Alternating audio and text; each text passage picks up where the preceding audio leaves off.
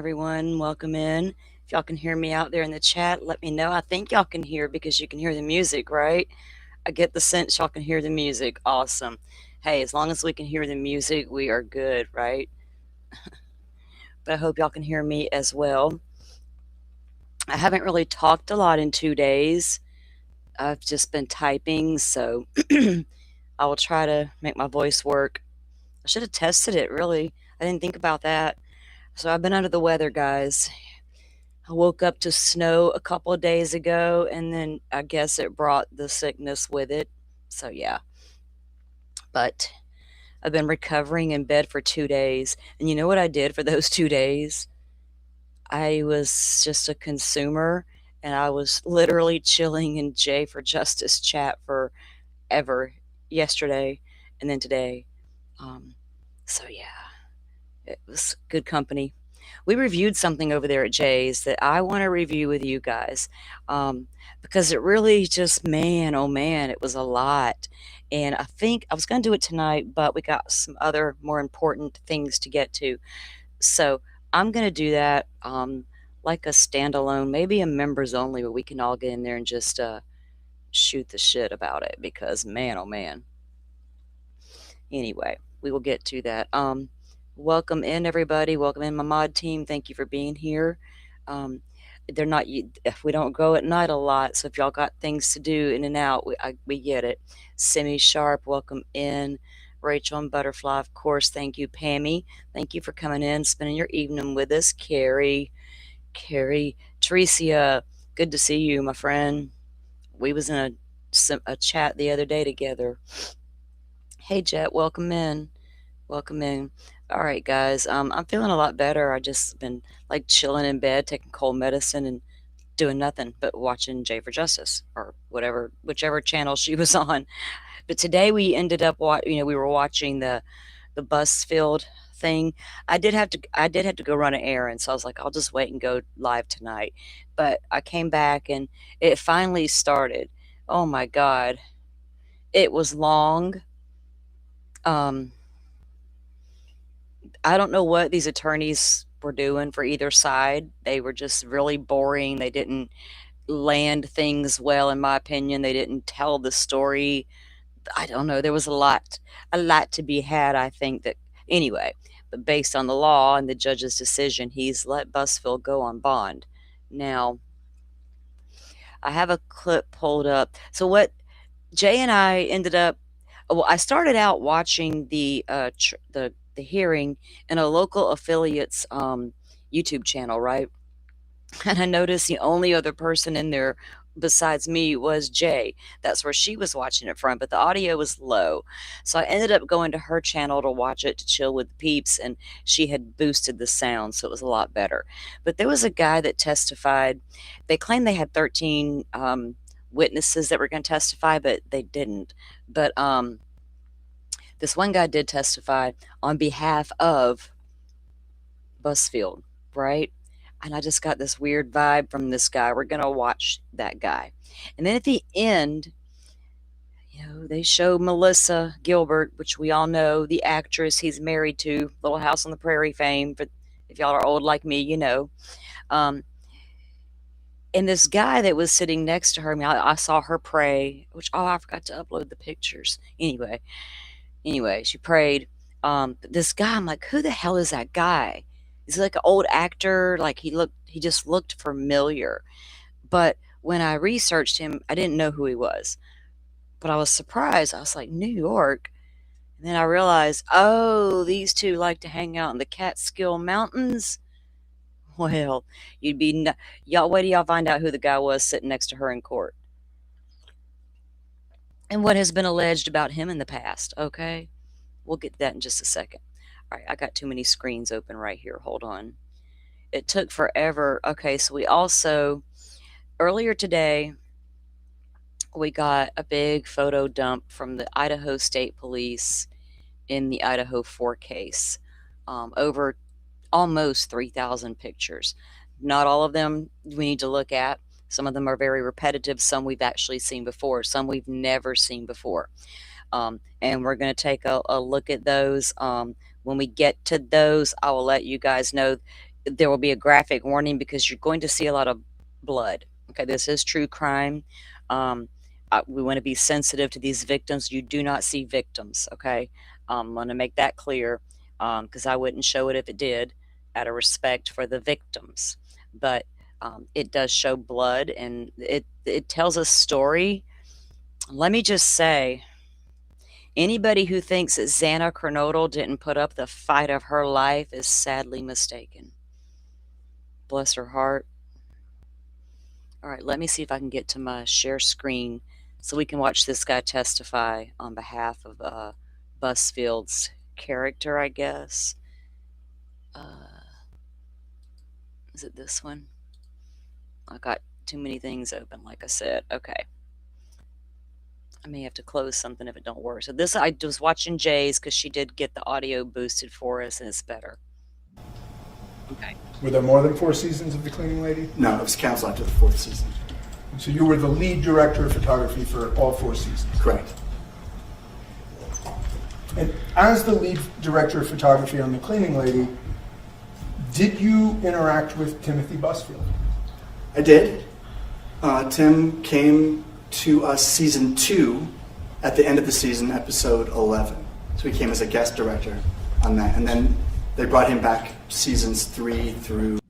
Right, this is the defense guy up talking. If any of y'all watched the Stefan Stearns hearings, the prosecutor in this case in New Mexico brought the same low energy that the prosecutor in Stefan Stearns' case brought. Let's just leave it at that. Yeah. 3 and 4. For seasons 3 and 4? Yeah, correct. Okay. Why did they bring him back? He was well liked by the cast and the crew. Did an excellent job, and they needed somebody to help supervise future directors who were going to be guests to help them do that process for season 3 and 4. So he was a producer director for those last 2 seasons. Okay. Yeah, what does that mean, being a producer director? Part of it is really he's helping to make sure that each guest director comes in, understands the process, and knows the ins and outs of working with the cast, understands the quirks of the crew or locations, and then also he supervises editing and music things and casting to some extent. So he's there to be a guide for the series. And so just so I'm clear, Mr. Busfield was involved with The Cleaning Lady for season 2, episode 11, and then all of season 3 and 4. Correct, yeah. He was directed 1 episode season 2, and then I think 2 episode 3 and 2 episode 4. Okay, so he directed a total of 5 episodes. I believe it's 5. Yeah. This guy sounds like a total freaking fanboy. I'm telling you. He knows all the business. Yeah, I believe it was 5. Now, have you reviewed the criminal complaint in this case? I did read it. I saw it on Deadline. Yeah. And are you aware of the allegations by, and I want to refer them by their initials, okay? Let's just make sure we do that, okay? Mm-hmm. Are you aware of the allegations by SL in this case? I am, from that complaint. And you know when I refer to SL, you know who I'm talking about, correct? I do.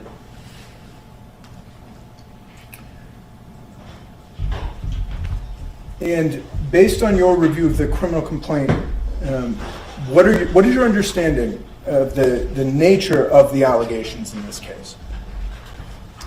I'm sorry, I don't. What understanding of the nature, like what happened? What does he say happened? Oh, he said that Tim touched him inappropriately on set.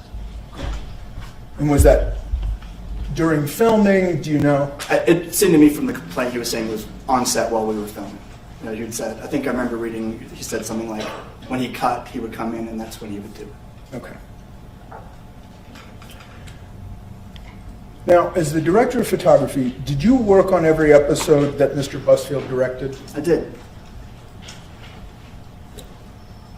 Did you work closely with him on each of those episodes? Yeah, absolutely. I work very closely with all of the directors, and that first episode he was a guest, so it was one of my jobs as we've been there for 2 years, is to make sure he understands our process, gets to know the cast and crew, sets and things like that. So we worked very, very closely. I never left his side. Okay. And so is it possible that Mr. Busfield inappropriately touched SL on the set of The Cleaning Lady? No. Why not? Film sets may seem chaotic if you're an outsider, but everything we do is incredibly regimented. We're all a group of professionals who all know what they need to do, a lot of times without being told. Yep.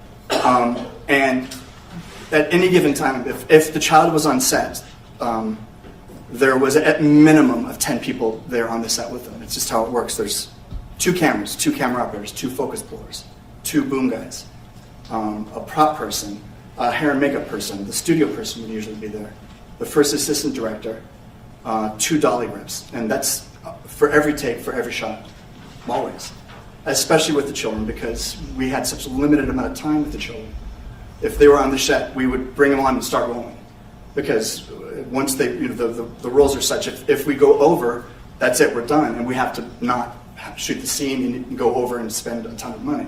So every second of their time was regimented. We often wouldn't even rehearse with the children. Especially with these young guys, they weren't the best actors. They were perfect look for the show, but they weren't the best performers. So we would rehearse with the stand-in, which was an adult, and then we would just bring them in and have them do the part. So they a lot of times they wouldn't even be there for rehearsals. Whatever. What?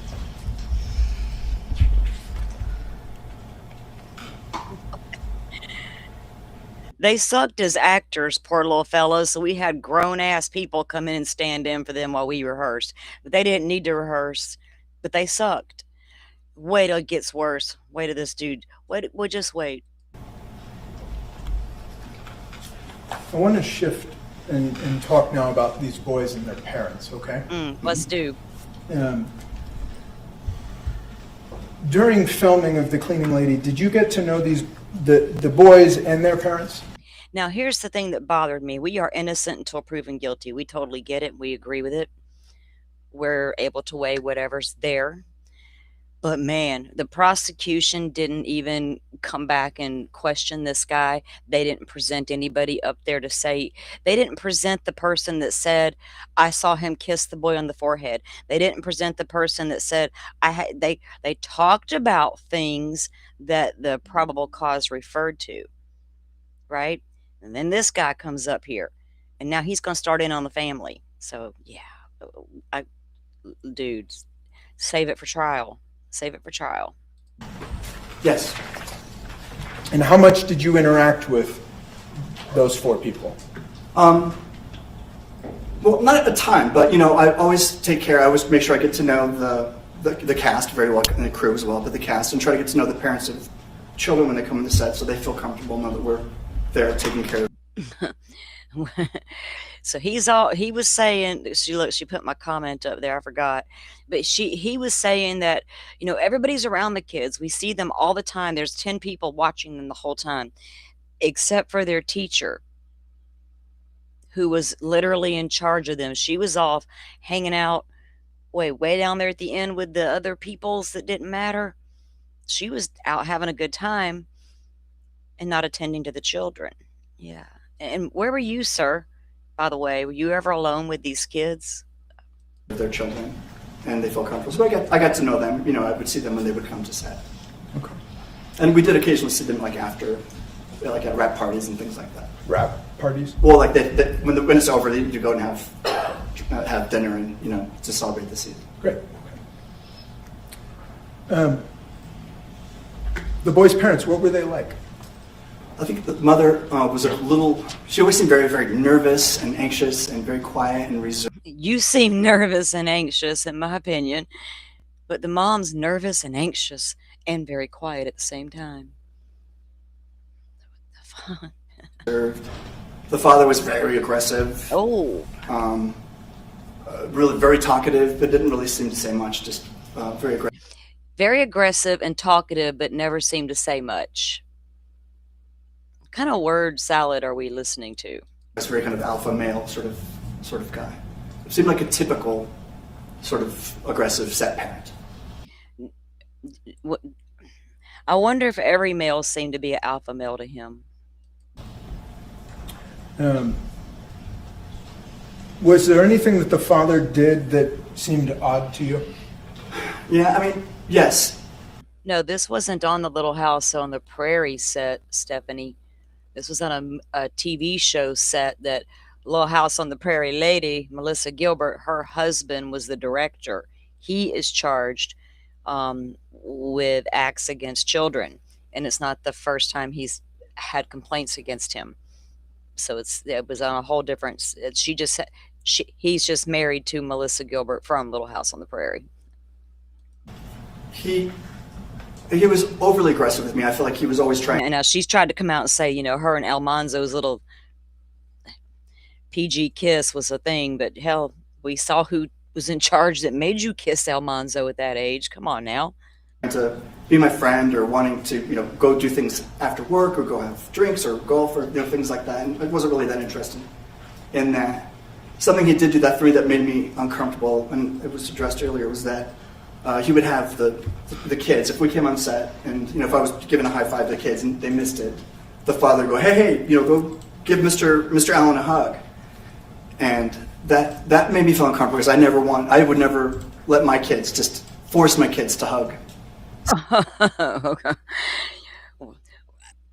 I'm a big proponent of don't make my kids hug somebody, but here you are going all in on this man made the kids hug everybody, and I'm like, no, I wouldn't do that if I'm a parent. I wouldn't do it. What is this guy doing right now? And why are we supposed to believe his character? That like he's a believable guy. Like what made him? Do y'all know what I'm saying? Like why should I believe him? Like at all? Somebody, that should be something that they want to do, or it's, mutual, not, say you have to hug somebody. So that really kind of like nails in the chalkboard for me. Like to force one's child to hug somebody they didn't really know. If he had legitimate concerns and was that uncomfortable with that situation, knowing this day and age, the type of accusations that can be made, I would make sure that would never happen. Like I'm very particular with other people's children. You know what I'm saying? Parents have to think about those things. And you put yourself in a position. Dude, you're not, no, If anything, I'm going to help protect your baby. I'm not going to harm it. But what are you saying right now, my guy? Did it seem like the father was trying to force relationships, like between you and the And shouldn't he have went and like told the higher ups, look, we need to protect these little children. This man's making them hug on everybody, and I'm just not comfortable with that level of touching. Right? It could lead to bad things. Mum's the word, crickets. children and things like that? Yeah, I mean, it did. I felt like, he wanted, honestly, I don't think he understood what I did. I'm not, a director of photography is a below the line person. We're not bosses. I'm a boss of my group, the lighting, the grip, and the camera people, but I'm not a decision maker. I don't cast. I don't do things like that. And I think he might have misunderstood what I did because people would listen to me on set because I'm giving people, put that light there, put that camera there. You mean you seemed important? I seemed important, and I think he thought, okay, then I better, So the twins' dad was kissing your ass because he thought you were important. And he's like, yeah. Drive a better make sure that he has got a good relationship with that guy. I see. Now, I want to ask you about the kids leaving the show. How did the kids end up leaving? Well, a couple things happened. Well, several things happened. One, because of COVID, our schedule got extended. So when we started the project, when they shot the pilot in 2021, we didn't really even start shooting the series. Yeah, I get it. Nobody's going to victim blame, but you're not, Stephanie, you're not wrong. There are parents out there who will level an accusation because they want that money grab. But man, there's, other accusations come out pretty fast right when this story broke. Because I'm going to be the first one to pause. Let me read a document first, right? I read the documents and I've read the statements. And I think the first time he's been charged with something like that. So that gives me pause. So he could come out now and say all he wants. Well, these parents are mad because I fired their children, to hire a younger one that somebody else went and reported anonymously that he was kissing on. Until I think the summer of 22. So that's a year later. So these children have already grown up, and the show takes place in really, I think the whole series, all 4 seasons of the show, I think take place in like a 1 year or maybe a year and a half time. It was really, story-wise, it was compressed, and so because of circumstances, we had big writers and actors strike, so we ended up pushing. And the kids kept growing, so by the time we started really shooting, by the time we got to season 3, they had grown different heights, or different heights, and their facial structures had changed, right? So they just didn't look like they did at the end even of the prior season. And it became, I think, clear that we needed to make a change. It wasn't my decision, but the studio decided. Okay. And have you heard about how the parents took it when they were informed that the children were not be coming back? I did hear. I was not there when that happened because we had already finished. That happened after we were starting season 4. Okay. Well, prepping season 4, not shooting. And I heard that they took it very badly. That they were very, very upset. Now, I want to ask you just one additional line of questioning. How much pay did the kids get for each episode? I honestly can't say. I'm not, like I said, I'm the working guy, not the producer. Sure. I had heard that it was like around 50 to 60 grand, something like that. Per episode? Per episode. I think that was between the two. Combined? Combined, yeah. Okay.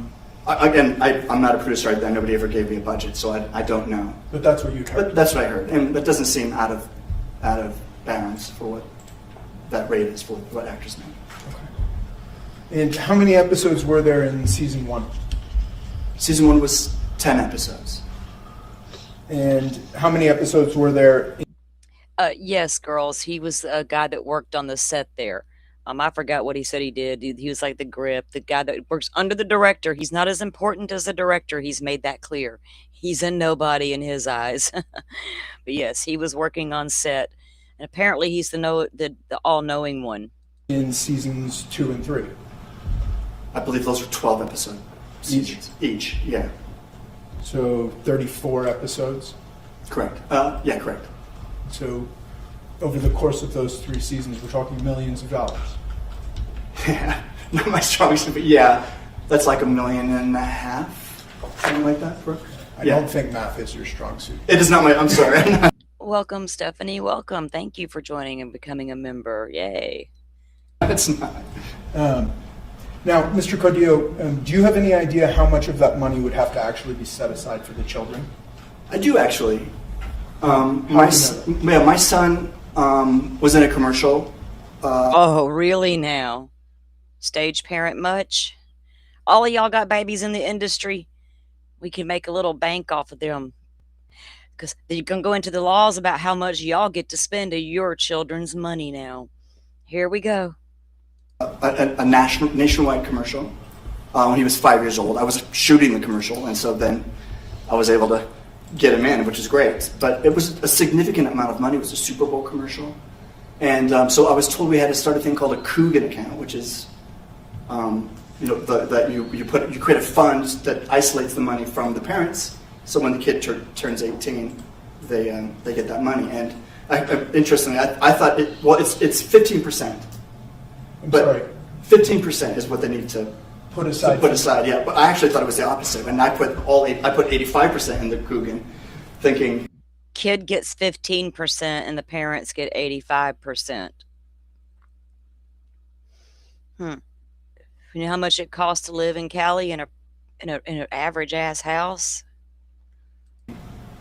Because it was shocking to me that parents can take 85% of their child's income, which is shocking, right? So it was so absurd to me. I put 85 in and not 15. Objection? And so What is parents, going on? We don't know, Jay. If they choose 85% of the money that their children make. It's considered income, but yeah, they can spend it as they will, and there's no rule against it. Okay. If I could have one moment, Your Honor. That's all I have. Okay. Ms. Brandenburg-Koch, do you have any questions for Mr. Cardillo? I do, Your Honor. Awesome. Can you spell your last name for me? It's Caldillo, C-A-U-D as in Denver, I-L-L-O. Got it. Thank you. Good afternoon. Hello. It's my understanding that you wrote an affidavit, I did. and when did you write that?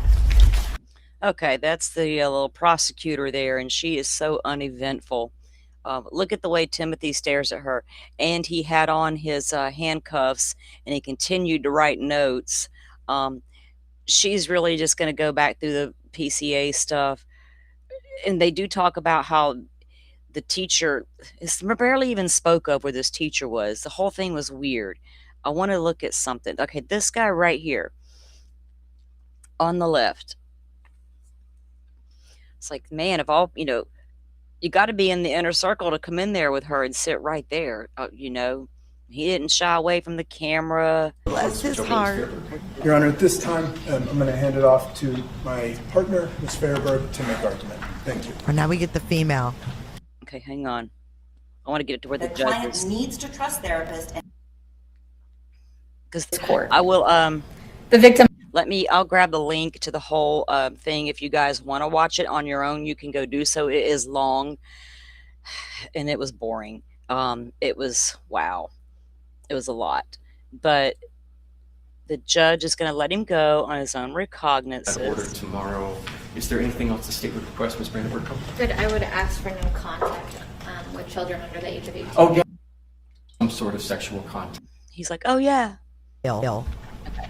All right, you guys. 44% of you say yes, he'll get out. 56% say no. Okay, so I guess I missed the first poll she ran, but she ran a second one toward the end of this, and like he's getting out. He's getting out, and he did. Okay, so let's see what the judge says. Okay. The court will find and rule as follows. The question is whether or not the state has proven by clear and convincing evidence that there are no release conditions that would reasonably protect the safety of any other person or the community. It's broken down into the three-part analysis articulated in State versus Groves, and in that analysis, the court considers the factors enumerated in Rule 549F6 as required by State versus Anderson. The first question is whether or not the information proffered carries sufficient indicia of reliability to be worthy of consideration. I do find that the state's 6 exhibits and the defendant's 28 exhibits and the court's 2 exhibits and the testimony offered today are reliable for purposes of this decision. The next question is the dangerousness question, the extent to which that information indicates that the defendant may likely pose a threat to the safety of others if released pending trial. I'll back up and note that probable cause was found by the Metropolitan Court judge. We're not set for a preliminary hearing today. I do find that is sufficient for a probable cause finding for today's purposes. So, as to the dangerousness question, based on the nature and circumstances of the present offense, noting that this is a crime where the allegations involve criminal sexual contact of minor children in the genital areas, I do find that is inherently dangerous. So I'm satisfied based on those that the state has proven that Mr. Busfield does pose a danger to the safety of others. As to the last question, whether there are any potential pretrial release conditions that would reasonably protect the safety of others, I'll work my way through the F6 factors, first adopting my findings about the nature and circumstances of the present offense. I'll move on to the weight of the evidence. Now, Ms. Brandenburg-Koch is right. It's important to acknowledge the nature of sexual assault cases, and delays in reporting, especially from minor alleged victims, are fairly common. That sort of sexual abuse often occurs in the dark. This situation is a little different in that the allegations involve the defendant being alleged to have committed these acts on a film set. Now, the defendant's presentation, the affidavits from a number of people who worked on that film set, the independent investigation performed by the law firm hired by Warner Brothers, the testimony offered today do not corroborate the allegations offered by the alleged victims in this case. Oh, that's Whoa. See? Like, damn it. That So there's a grand jury impaneled apparently. Why would you need a grand jury if you're set to go to a preliminary hearing? I don't know. Brian Koberger comes to mind. We were all set to go for a preliminary hearing. Was it June of what, 2022 or 2023? Boom, popped off with a grand jury. Why would you need a grand jury versus a preliminary hearing? Because your evidence in a prelim may not cut the mustard, but it will in a grand jury. Now, while true, the statement from those children to law enforcement initially and expressly denied that anything occurred, the children then subsequently reported these things. That's not uncommon. As it stands today, based on the limited information I have in front of me, I'll characterize the weight of the evidence against the defendant as neutral at this point in time. As to the defendant's history and characteristics, as included or reflected in Court's Exhibit 1, this defendant exhibits zero criminal history, no misdemeanor or felony history. The state has brought forth a number of allegations over the last 30 years, something of a pattern involving allegations of this defendant committing some sort of sexual contact against post-pubescent women. Now, these allegations have not been vetted by the judicial system for various reasons, there being a civil settlement in one of those, a declined prosecution, or no action taken on the exchange of the defendant engaging in therapy. I understand that given... Now, he was talking about that past case, right? And when the prosecutor introduced that in the beginning, I was like, "Wait, man, that's the 404B stuff." And I already looked at their laws versus the Cali law and what can come in. I was a little surprised they even brought it in. But now he's talking about it and he's all like, "But none of that, this and that happened and it was civil. No action was taken." Media attention to this case, that more people may come forward with other allegations supporting. Due to the media coverage, more people may come forward. Like, I don't know, like Bill Cosby's thing. See, we have to be careful sometimes because what's right. I have honestly, all the Me Too and all this stuff in Hollywood, I never once thought any of the women ever lied. I never really dove deep into any of it. I'm just like, whoa, there's a lot of allegations going on out there. I wouldn't be out there to save my life, right? But it's been going on forever. So who knows? There's some very vindictive people out there in this world as well, and I can never pretend there isn't. So this judge is like, it's neutral right now. How do you prove what these children have said is true in a court of law? That's my concern at this point with the case like this. And if these children are absolutely telling the truth and this man did this and this case can't move forward due to lack of evidence or whatever, does that leave the door open for him to continue if he is guilty? Because he's got a track record and all. This pattern. But at this point in time, it's difficult for the court to put too much weight into those allegations as they've not been vetted by the judicial system. I'm concerned about the allegations of this defendant using his position of power on the film set to advance his own personal motive. But the affidavits offered by other people working on the film set do not show that Mr. Busfield has used or abused that position of power. With regards to the nature and seriousness of the danger posed, I'm very mindful of the higher court's guidance in the Begay case in weighing this defendant's risk of reoffending.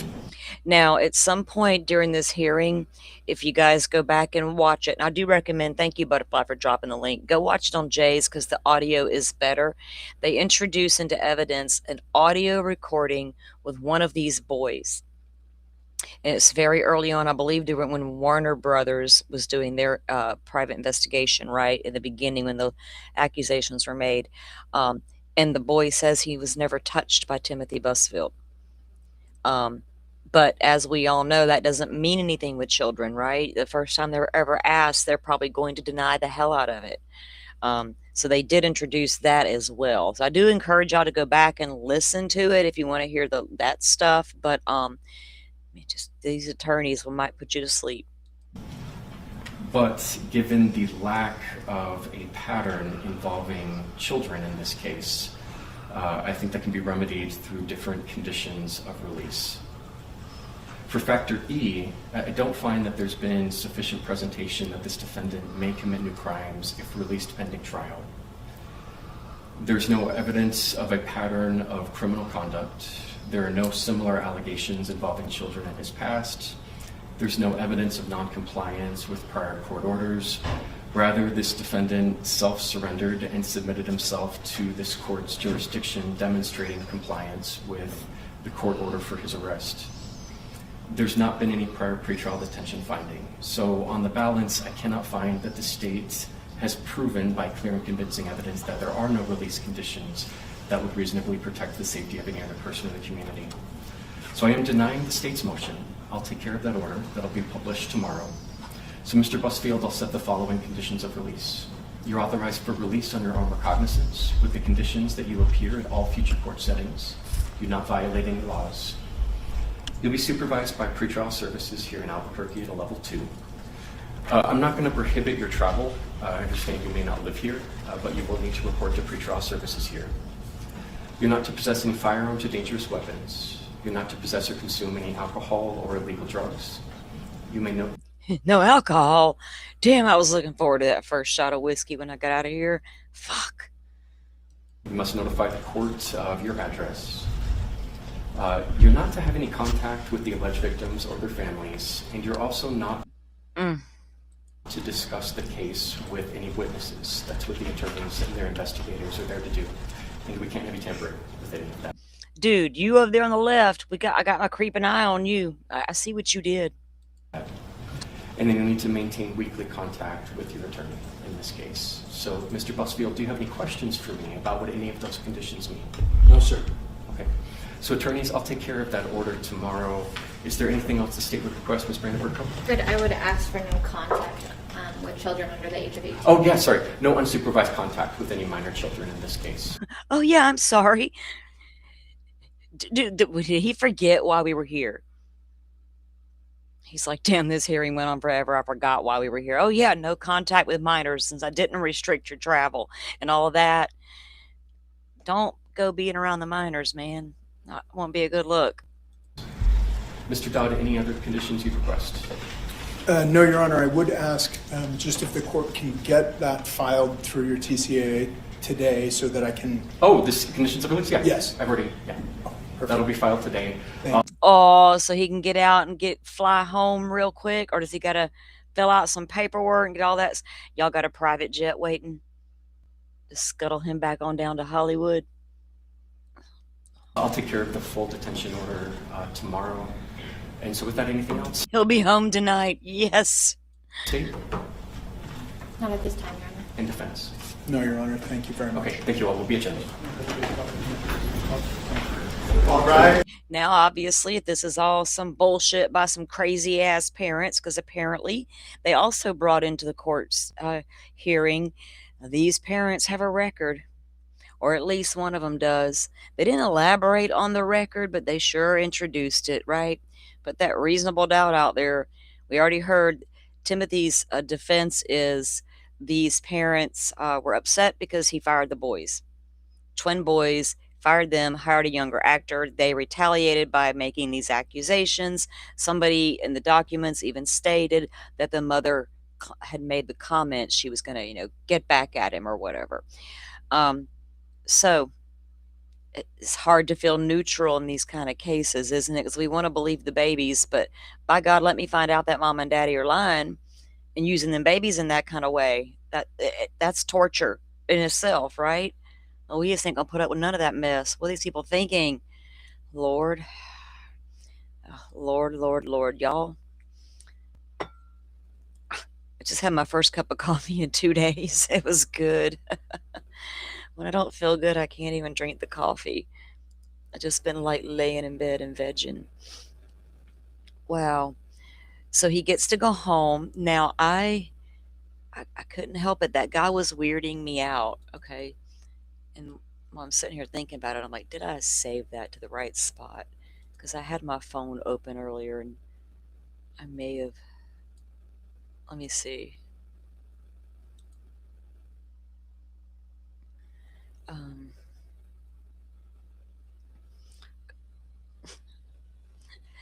I'm kind of in a cold medicine coma a little tiny bit. Y'all bear with me.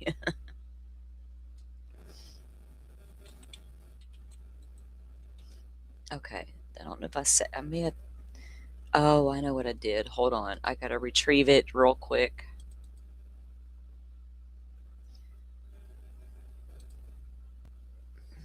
Where did he go?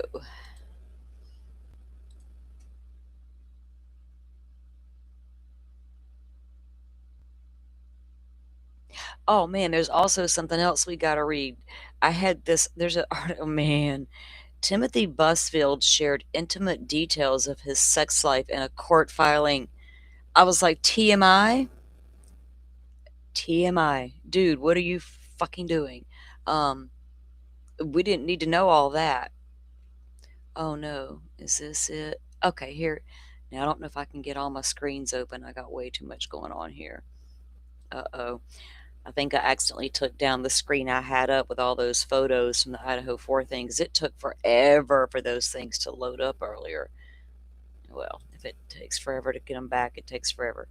Okay, let me pull this up and share with this who this guy was sitting next to her. Um, okay,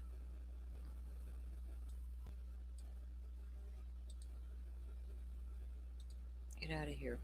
Okay, this is him, and it says Civilian Complaint Review Board Chairman Richard Emery steps down a day after he was sued over misogynistic comments. This is the kind of friends they have that join them in court. He's like, I understand. I've been there. I don't know. Oh, what the hell? Get all these stupid pop up thingies. Go the fuck away. We're just trying to read a damn article. All right. This is from 2016. Uh, the cat got his tongue and his job. What? Civilian Complaint Review Board head Richard Emery abruptly stepped down as head of the police watchdog group on Wednesday, a day after he was sued because of crass comments about female coworkers.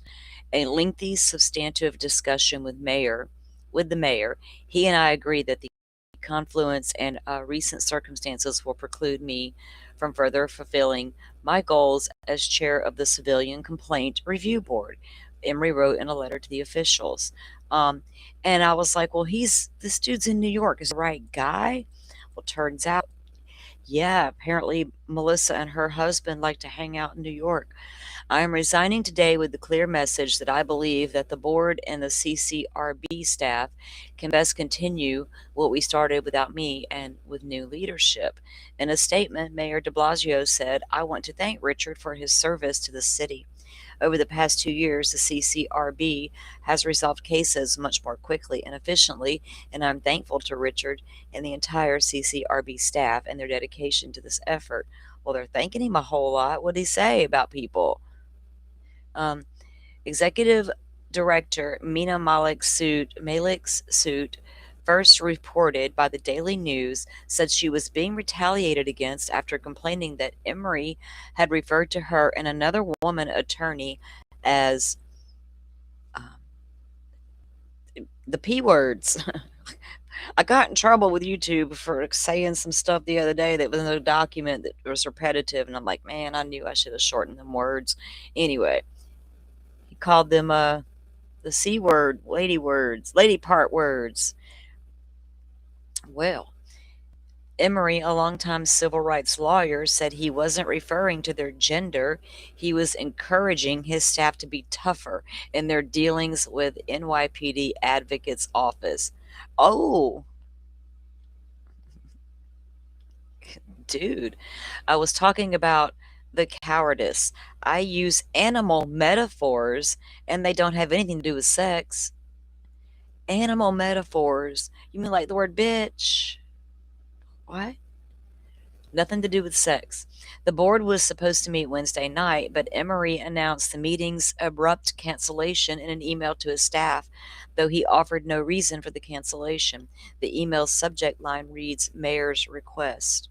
In her Manhattan Supreme Court lawsuit filed, Malek contended Emery takes every opportunity to trample on the rights of and retaliate against those who complain about his misogynistic views. It cited an incident where he declared, I don't know why everyone is acting like a bunch of peas after a board meeting in September. Well, sir, we don't know why men act like a bunch of D's.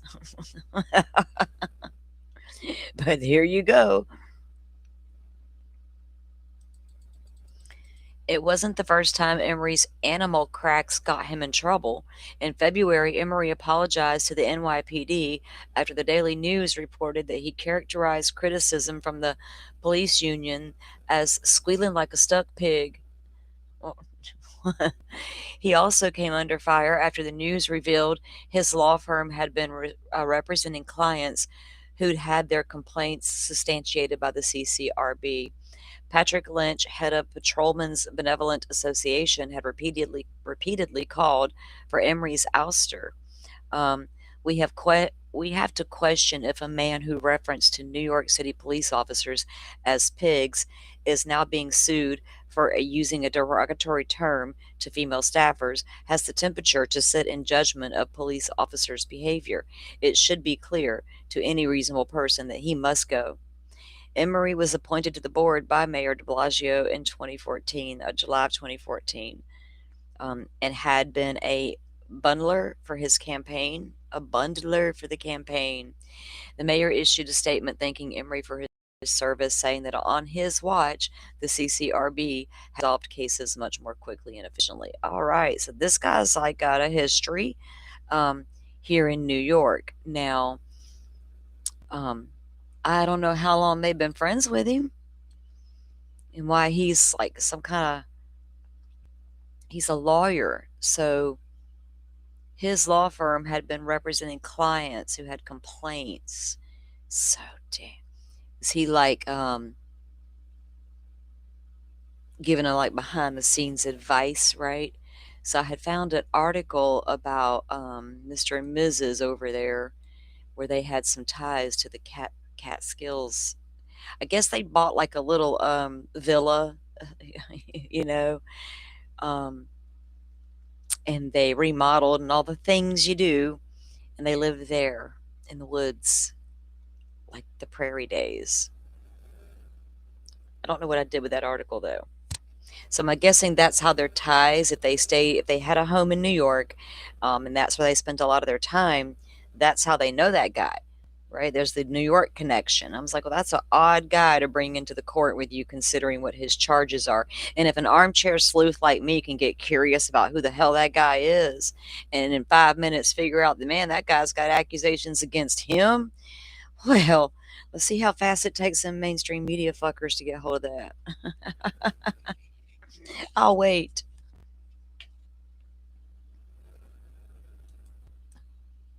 I gotta refresh my coffee. A blunder. I don't know, Simi. What is a blunder, guys? I don't know. So I guess he's gonna get his we don't know if that I doubt the preliminary hearing will happen if there's a grand, because they're going to talk about if you watch the whole hearing, they talk about the possibility of getting a grand jury, but it was apparent to me, I think one's already impaneled and they've already got whatever evidence you got. And at this point, it sounds like all you got is the children telling these therapists or the therapist things, and that's in the documents of what the accusations were. Again, I have no reason not to believe these kids, but I don't know enough about the parents. And I damn sure don't know. Well, I know enough about Timothy to have pause. Be like, right now, the justice, that lady with the justice scales, she's tipping. Yeah, it ain't looking so good for you, sir. All right, let me see if I can get this batch 4 of released photos pulled up, because it might take it a second. My computer's slow, I guess.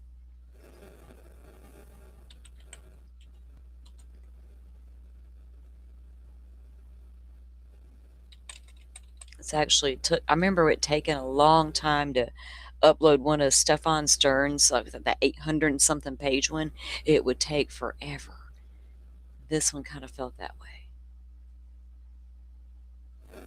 Oh, if I would put in the right folder, it would be up. Okay, here we go.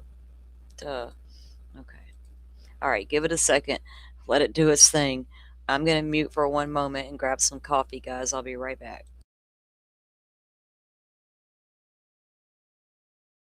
Hey, ode to Miss Shorty. Y'all walk and talk. Walk and talk. Isn't that what she says, Simmy, Pammy?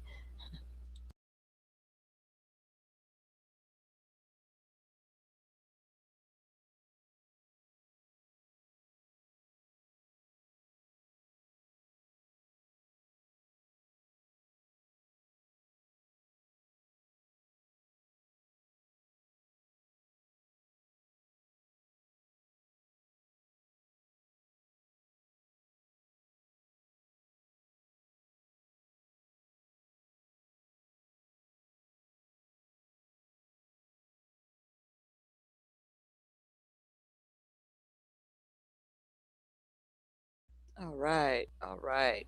Yes, walk and talk, chat, walk and talk.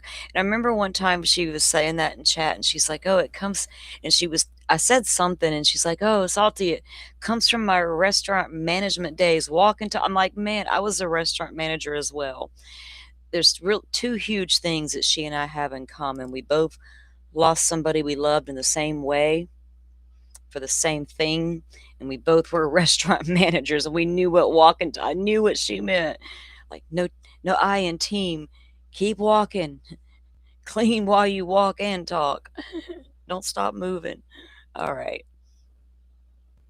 I tried to hang out over the weekend over there for a little while. I fell asleep at one point. When I woke up, was it Saturday morning? When I woke up, I looked outside and it was actually snow out there, and I was like, "Oh!" And then I caught a few segments of like national news pieces, and they were all showing the same Pensacola Beach, Pensacola, Florida sign with the snow. Like, yeah, it didn't last long. It started melting. It started to melt pretty quickly.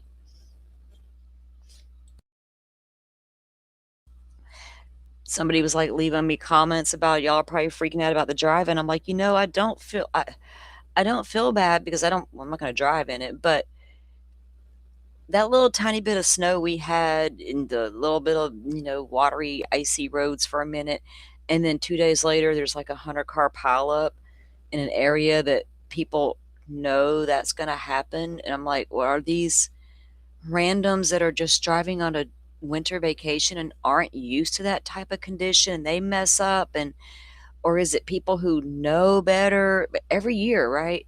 Poor things. I couldn't imagine. That would be the scariest thing in the world to me, was to have to get on those interstates and drive in that mess, knowing those kind of pileups happen every year. I would never get on them. I don't even drive on the interstate in my hometown. Fuck that. I'll just drive across town and deal with all the red lights.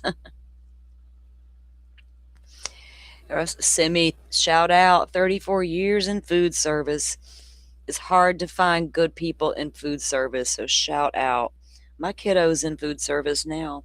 I'm trying to steer him out of it, but his dad is also, yeah, pretty big in the industry, but he's been doing it since he was 15.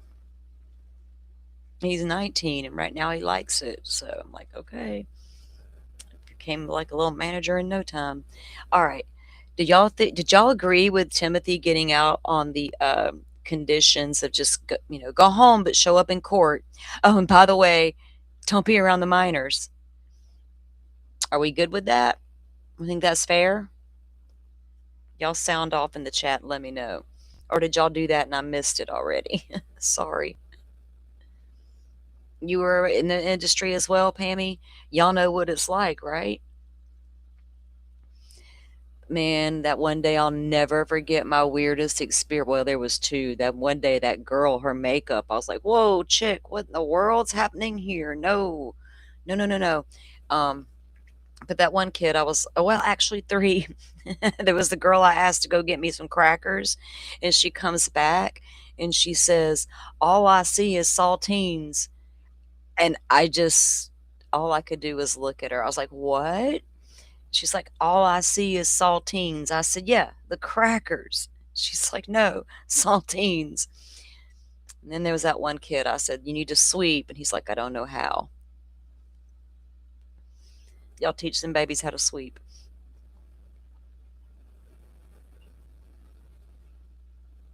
At least for more conditions, right? Like an ankle monitor, Rachel, right? I mean, he resides in New York. Fuck, we don't know where the hell. Hol- they have a house in California no more? Or they packed up and left Hollywood. Oh, that's right. I watched a clip this morning, and it was Melissa Gilbert talking about how she met her husband, and he's like living in Michigan.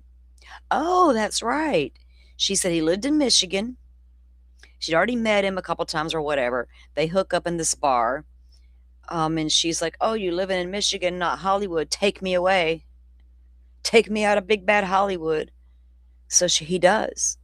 And he was teaching at Michigan State at the time in the arts department, the drama shit, whatever. I looked it up a little bit earlier this. I forgot about that. The stuff I do early in the mornings when I wake up.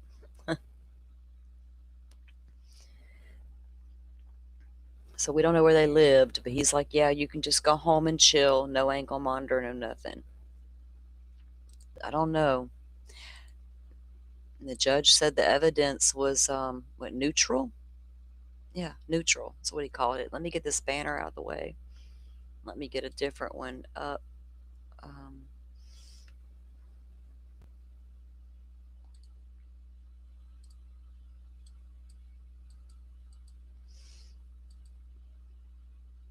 all right. Uh, your daycare handler.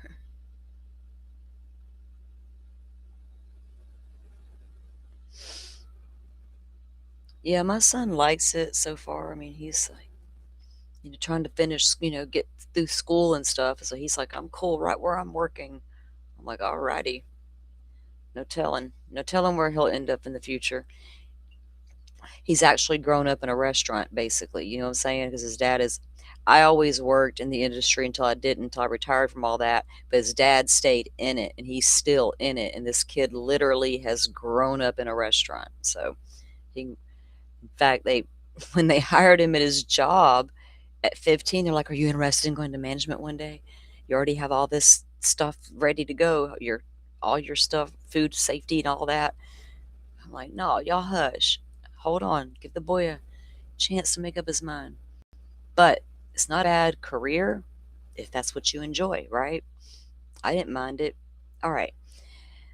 I liked dealing with most of the people, most of them. Let's put it that way. I don't know what the actual bill ended up being. Happy, real happy. The judge didn't even say. I didn't look it up either. Hang on a minute. He gave him conditions on his bail. Oh wait, let me do it a different way. So I don't want to mess this up now that I got it pulled up.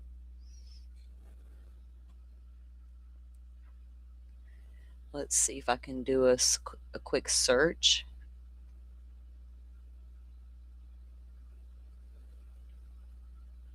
Because they're on it right now, getting him out. Paperwork. The judge is like, "I got it right here. The orders are ready to go." Get this man home.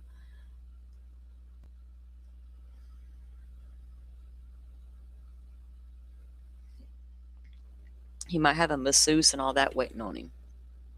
Oh, on his own recognizances? That's right. So, like in Florida, he didn't have to pay no money. Meaning he did not have to pay a monetary bond to be released.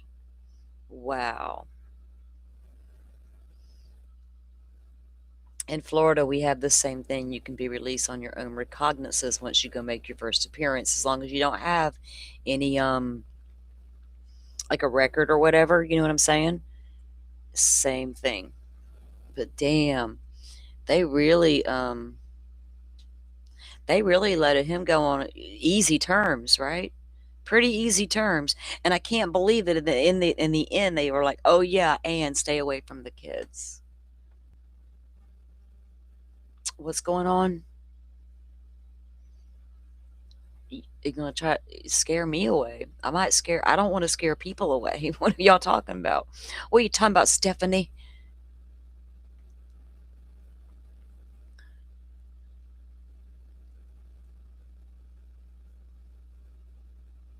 Uh, uh, yeah, I'm not gonna get scared away, I don't think. Depends on the energy I feel. Okay. So, like I said, they had a over 2,000 um, something photos dumped in the Idaho 4 case, and I don't know whose car this was. Like, of all that I know about this damn case, I don't know whose car this was. At first, I was like, "Is that Richard Allen's car? Why is it in this Koberger file?" If you know, you know. So we have a blue Ford Prius, K. Hogan.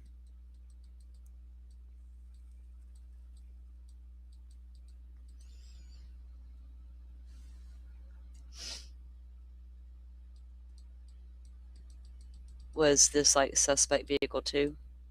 Anyway, it's a bunch of photos of this car, the outside. They're going to take a look at the inside of it, the rear, all these different things with this car. And I've got to do some research as to whose car this is. Because sadly, I have not been keeping up with all the Idaho 4 stuff over the past few weeks.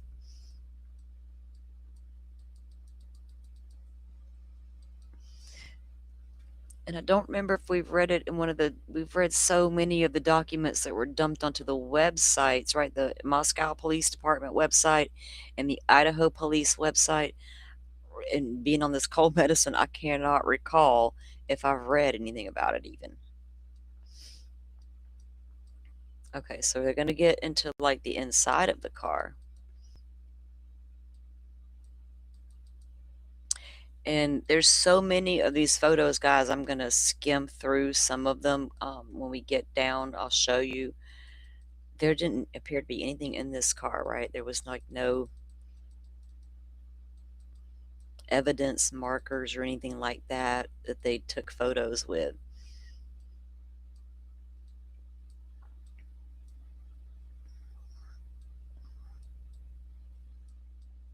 And this is like a bunch of them.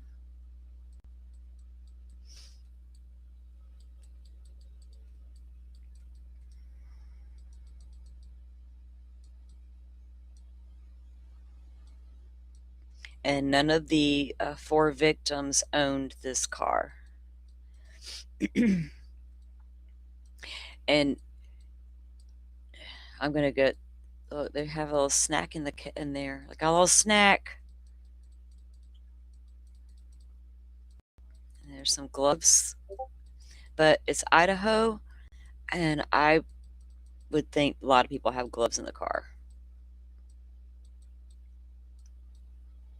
There's the black hat was in the car. The beanie things, the beanies. And these photos that are going to come up of the house, guys, when we get to them, I will try to let you know when I realize we're up on them. I think they're way down in the dump. That's where you'll see a lot of the blood. There's one particular photo, In the probable cause affidavit, I gotta look at a screenshot on my phone and look at what number it was. I can go right to it in a second, as long as it captured what number it was. But they talk about in the probable cause affidavit in the Idaho 4 case, um, a footprint, a latent footprint outside Dylan's door. I'm always wanted to know which direction was this footprint headed. Up the stairs, down the stairs, out toward the slider, toward the living room. I expected it to be in the middle of the landing. Boy, oh boy, was it close to that girl's bedroom door, which gave me more pause. And I was like, oh, don't make my head go there. All right, this is a picture of the stairwell when you enter the front door on the first floor, which was Bethany's room, is right there where that door is open. That is Bethany's bedroom. And right here on the stairs, they have the copy of the search warrant for the home. And there's a close up, and it is the search warrant.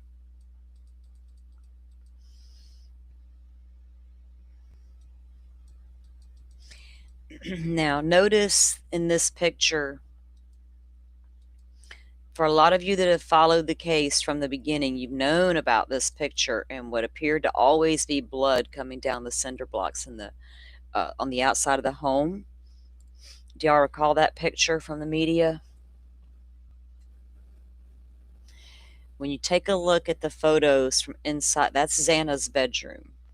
When you take a look at the photos from inside Xana's bedroom, you understand why that was coming down right there in that particular location. Can you see it? Because I got y'all pulled up on the phone as well, and there's a little bit of delay from what I'm seeing on the PC, so I'm just kind of like chilling there for a minute. Yes, that's beer can. That's the party house. Indeed, there was going to be a lot of litter in the house. Okay, a lot, and you'll see just how much DNA really, literally, quite literally, was in this house. There's a couple of things that really made me go, "Wow." Yeah, we'll get to them. Okay. And so everybody was like, that's not blood, it's rust, it's this, it's that. It was always blood. It always was. And like I said, that is Xana's room, and there are photos to make you really understand why in that particular spot it came down. I don't know the floorboards being weak in that area, whatever, but you can see on the inside of the wall, it's way worse.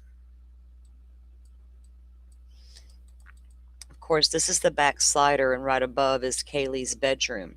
Now, you're going to be able to see in other pictures, like I've always said, when this person, any person, leaves that landing in front of Dylan's door and heads into that kitchen, because of the angled wall, you cannot see the sliding glass door. You just can't physically see it. And you'll be able to see that better from inside the home. You can see somebody enter the kitchen, and obviously they're going to go toward the back slider, but you can never see them coming or going from it unless you go into the kitchen and look around the wall.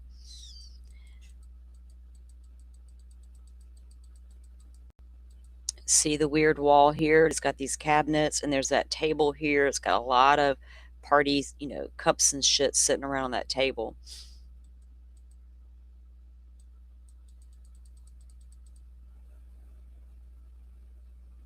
And there were never any stairs to climb to the second balcony up there toward Kaylee's bedroom that wrapped around past Maddie's. And again, there's another photo, different angle. I think it was Fox News Digital that captured these, like in the very early day, the day or two of the situation.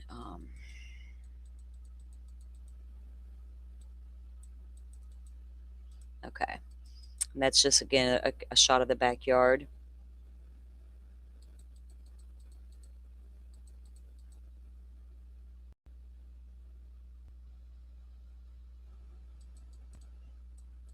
Yeah, if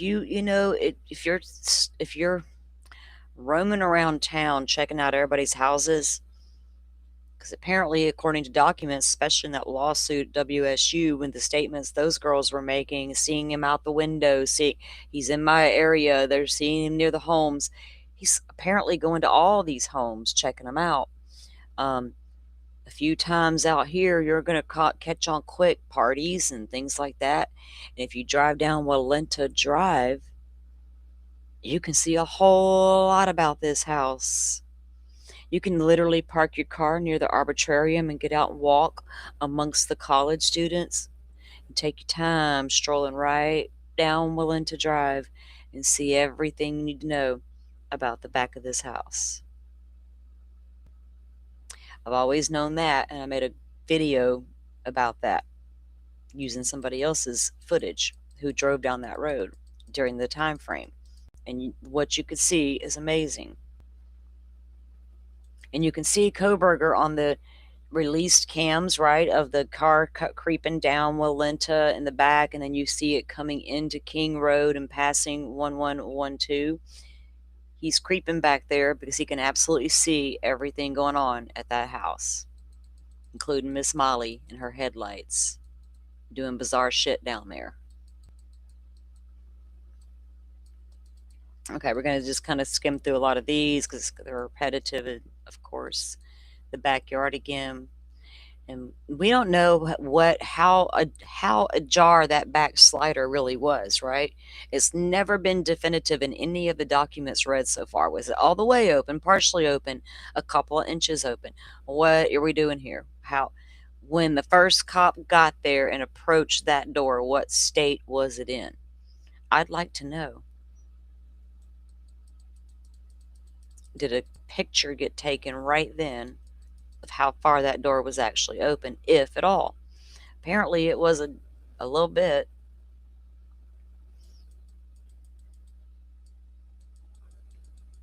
And that's a different angle. The carbonara box should be in there somewhere in the can. If you know, you know. Okay. And then that's looking down, so that when you're on their back patio, you can see Jack's house over there. It kind of looks down on the other houses because it sits up higher, elevated in the back. All right, let's get through some of these.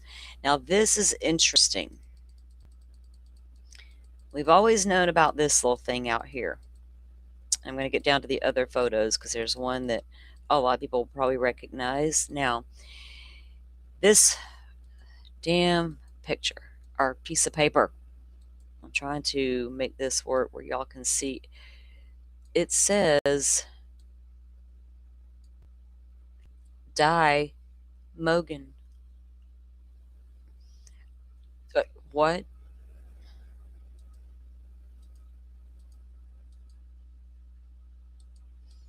And then they have the marker there. Okay, and it's, let me get it back again. I need to see if I can rotate it. Uh-oh.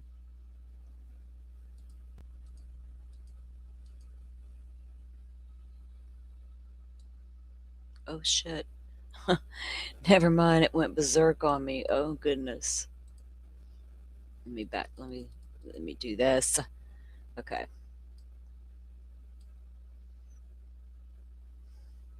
Oh, there it is. Ah, come back.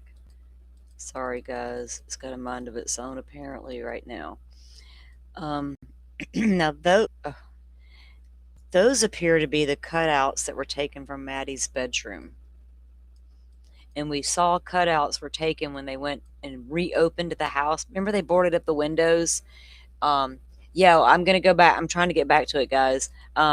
They boarded up the windows of the house, and they went back and took the window boards back off and went back in the house to do their 3D Pharaoh scans or whatever. And there's a picture we have. You can see they had a cutout in Maddie's room on her walls. Hang on, I messed up big time. Okay.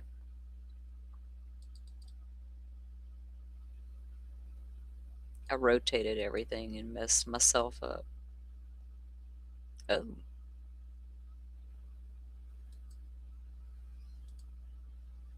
Okay. And then what I'll do is I can take that photo and share it. Okay, let's go look at this one. I'll try not to mess it up this time. All right, see if you guys can make it out based on this one.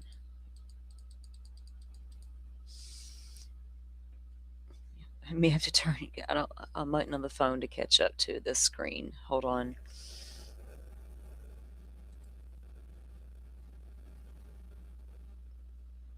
And you guys let me know if you can see it. You can let me know in chat.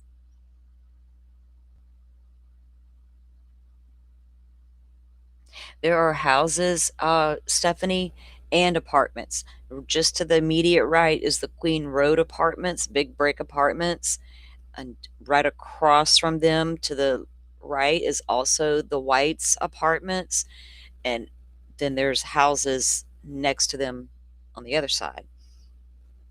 So yeah, it's pretty condensed. It's a condensed area right there with a lot there.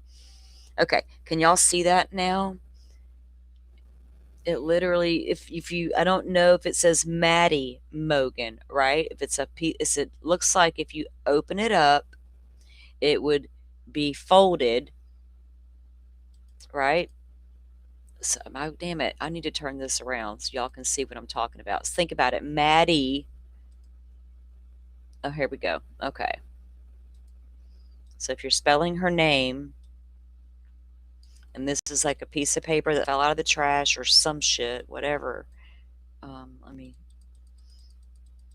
Maddie Mogan, right?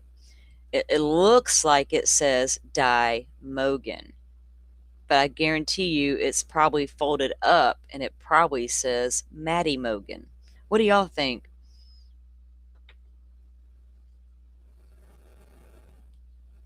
Pammy, you agree? How much y'all want to bet tomorrow the internet, or tonight, hell, it's probably burning down right now. I don't know. I would say that when you open it up, it's going to say Maddie Mogan. Let's see if we can look at it from the other. See if you look there, it's the same thing, but I don't know. You can't tell if it's like folded. There's no evidence of that, but there's no evidence it isn't.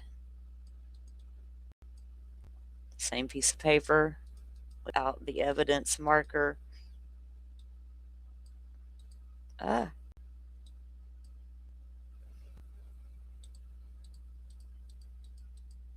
And the lighting on that sucks really, but yeah, on this last one, I'm getting the image you'll see.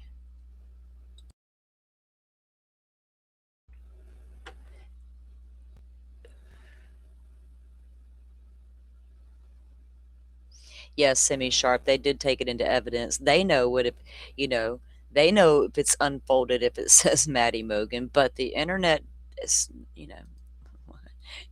know, you look at that though, in the way that it just sits there and says, you could trust me. There's people out there that absolutely would probably believe it says that, but I think it says Maddie Mogan.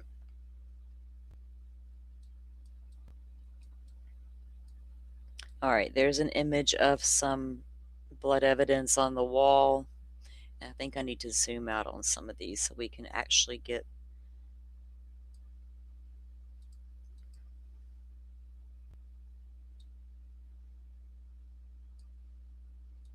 Okay.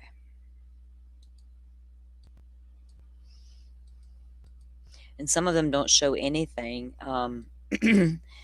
There was more blood in the home than people think there was. Um, I know Anne, spoke of a couple of spots in the house near the stairwell. Well, there was a lot more than just those two spots on the stairwell, Anne. And I think she knew that. um, she saw all these evidence photos a long, long time ago, right? Kaylee and Maddie, you know what happened in there, right? But I'm telling you, just from the evidence in the rooms, Xana came face to face with this son of a bitch. And he had the balls to say, "Don't worry, I'm here to help you."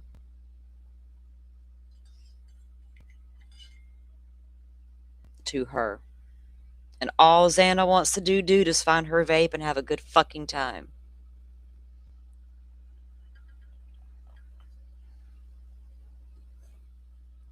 Sorry, he triggers me just a tiny bit. Him and Stephon Stearns. Oh man, over there at Jay's, when I was laid up in bed all sick, she kept me fucking entertained. We reviewed some Dr. John bullshit and Grayson that scared the shit out of me, but we also reviewed HTC interviewing Stearns' mom and dad. Holy cow. I'd forgotten about that interview. Deb. And if y'all know me, you know I like to tear that son of a bitch apart. Like, fuck. So I got to let off some steam. Only thing Stephon Stearns is good for.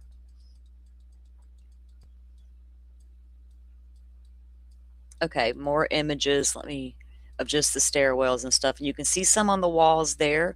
Now remember, there's no Bethany saw a firecracker and a bang, or heard a firecracker and saw a bang. Some texting happening when Dylan run downstairs. We have no evidence the perpetrator ran down the stairs. So some of this old, who knows, is some of it off of like somebody who found the victims, and no, I don't think so, because it never got to that level. Only when that went in there was Hunter. So, and these are in the, let me back it so we can see. You can see that I'm not, it's hard to tell what, so they're like the walls and shit, right, on this part. All right, now here was some of the living room. I think I had, didn't I? Okay, so this is like if you were coming out of Xana's room looking down toward the living room. And then, of course, there's the stairs that leads down to Bethany's sanctuary. And on the inside of that little pony wall, there is some activity there. We'll call it activity so I don't get in big trouble with the YouTubes, okay? Y'all, can we all agree on what activity means, okay? And if somebody in chat is confused, y'all fill them in for me. They're like, what is your host talking about? Activity. Okay. Remember when Hunter said he went to the kitchen and grabbed the knife because he wasn't sure if anybody was still in the home? And then he ended up laying it on the ping pong table. That would be another image of that.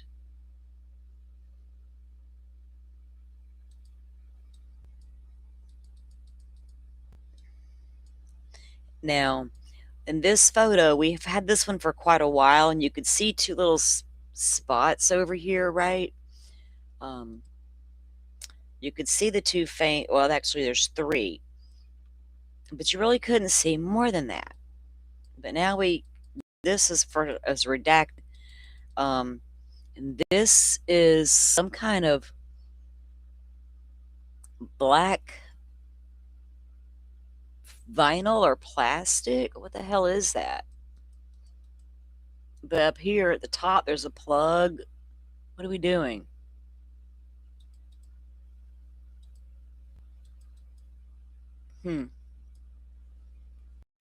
That's not Maddie's bed where the sheath was found. So, and then remember Ann Taylor in the document stating there was blood on unidentified blood on the handrail.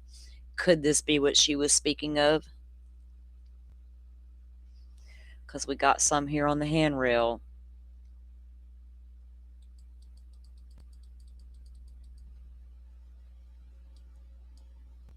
Now this one is the third floor, going up to Kaylee's room and Maddie's room.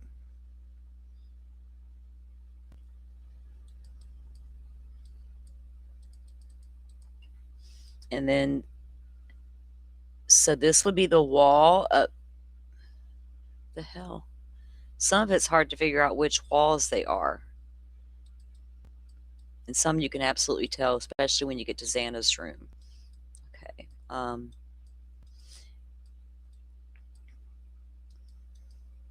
so they got the tools out there to take more of the scene. I wonder if they were able to test any of this. Is it even testable with these kind of with this type? Could they be able to get anything from this at all? Did it match? Did they and it not match? The perpetrator, because there it is on the wall. Now, if that is from the victims, even we haven't seen it in a document yet. It could be in the sealed stuff because we still got a ton of documents that are sealed. Um, there's going to be a lot of things that we still don't know. Is this victim's blood? If it is, it's going to be Xana's, which is telling me when Xana came into or out of that kitchen, that's when Koberger was coming down the stairs. And that's when old girl in the room right there was hearing running and screaming. And one minute, but everything's cool. That was Xana, because Kaylee was already gone.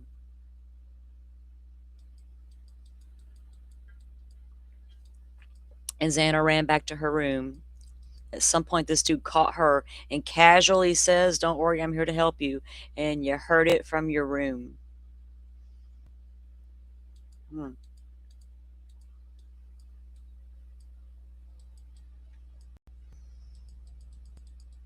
Damn.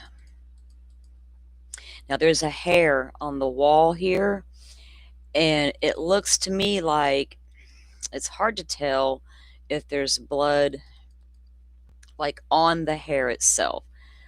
Did it like come off? You know what I'm without it getting graphic. If you guys ever watch crime shows, you know what the hell I'm talking about. But you can see it as I zoomed in on it. I could really tell. Now, if you guys go to the Idaho State Police website, it's all of this document is there, right? All the Koberger drops they've done is listed there. I'll have to grab the link and drop it. One of the mods, if they can grab it, they'll drop it for you. But this is where it came from, and you can view them all from there. And see, there's another image of that hair. And were they able to? Was there a follicle attached? Were they able to see whose hair it was? Things like that we don't know, that could tell the story, right? Crime scenes tell a story of where the victim was when this started, how she made her way back to her room. Did she ever leave her room? There's so much that scene's going to tell you. Now, this is back on the table, and notice, doesn't that look like blood? Do we think that was just the party goer that cut his hand, or do we think that is something else? And remember, this was in the living room, and you had to pass it to get to Xana's room.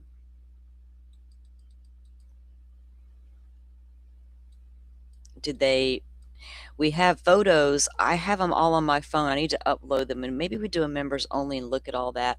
We have crime scene photos.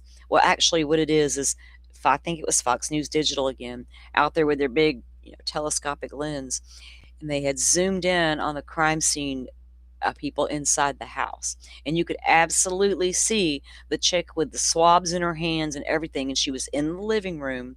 You could see her through the window, and she's bending over this table and she's taking samples. At some point, she goes to the floor and she takes samples. I'm like, William, she's doing a lot of work in there for there not to be a trace of evidence in there, right? Then again, party house, but damn, we got some blood on the ping pong table.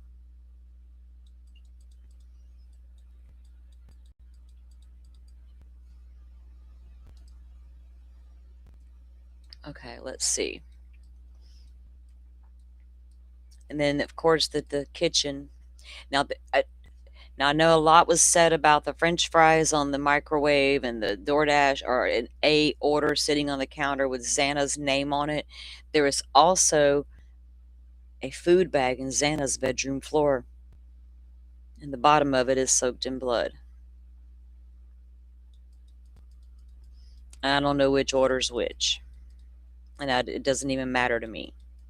I just know that's pitiful, because her friends in the very very first Dateline ever, I think, said Xana was known to order DoorDash at all hours of the night. She was the DoorDash ordering queen.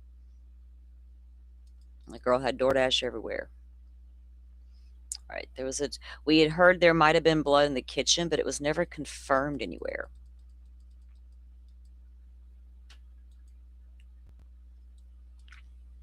You would think you would see a lot in the kitchen if Xana's attack had started in the kitchen, right? If he came down the stairs and went to leave via the kitchen and she's in there, I think it would have been a really bad scene in the kitchen. But apparently there was nothing in the kitchen.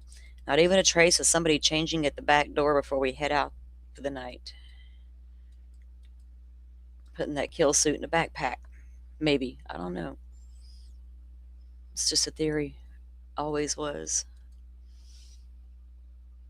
Okay, so there's the handrail blood, I'm assuming, that Anne was going on about.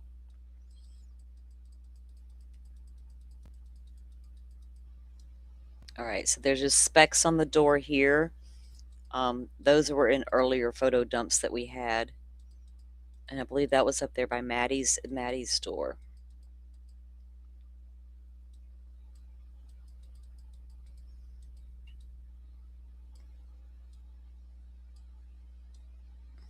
Okay, let's see. We're going to be coming up on some different ones in just a second, guys. And if they're bad, I mean, there's, like I said, it's just mostly, this stuff.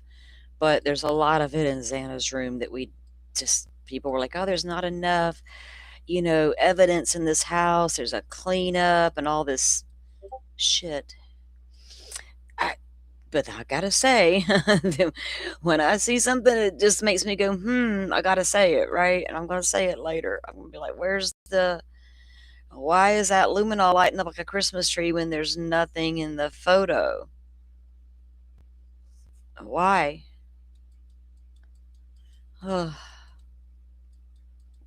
Old stain of something else?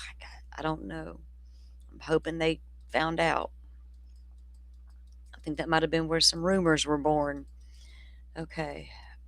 We're going to get past this stuff because this is literally just showing all the crates they had packed up now. This is where they go in and start doing the blue star and all the dust, right? The luminols and the blue star stuff they use. Trying to see if they could get it to light up like a Christmas tree, so to speak. See if they could find traces of evidence.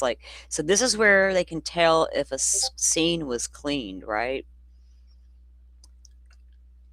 Dried blood would show, obviously, and it's going to show as spatter and in drips and whatever.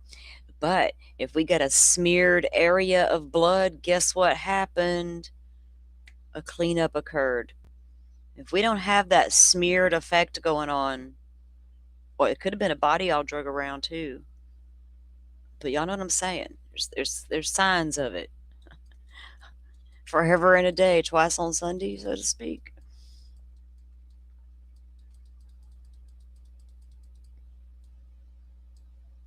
Okay, now see, these are cutouts, right, of the drywall. And we wonder why do that? What's the significance behind that? Versus what I saw in Xana's room. I don't understand why they did it. Was it I was wondered, was a calling card left in blood on the wall? I mean, what, you don't never know. Was that Richard Ramirez guy would do that? He would draw the pentagram or whatever it was.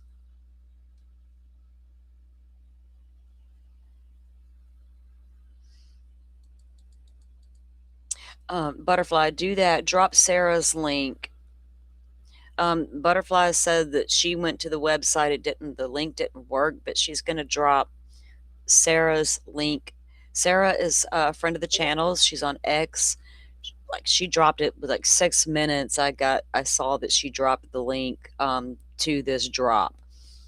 But she's got a Google Drive, I think, and the direct link to the website. But I went to when I went on the PC, I went straight to the website and I was able to download them to the computer here. So It's the Idaho State Police. So you don't know why they decided to cut these particular pieces of drywall out, right? Because you can see as they would write on them that they came from the upstairs second floor bedroom. And there's a lot there, guys. I mean, that would be on the wall. So if you came into Maddie's room, the bed is to the immediate left where the girls were. This would be the wall to the right on that end. And if you know the layout of that bedroom, it's like what there's a lot at that wall. I always wondered, and Dolphin and I always wondered, did Kaylee was Kaylee in her room? He came in and startled this guy, and her attack started at the end of the bed, and she ends up on the bed, like being tossed up there. I don't know. Could she have been right there sleeping the whole time, fell asleep next to Maddie? Hell yeah, they were trying to call Jack.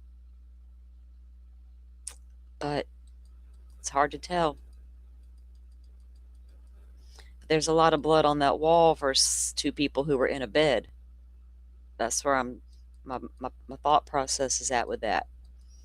Like, that's a lot for two girls that were in the bed. Their upper bodies were at the other side of the room.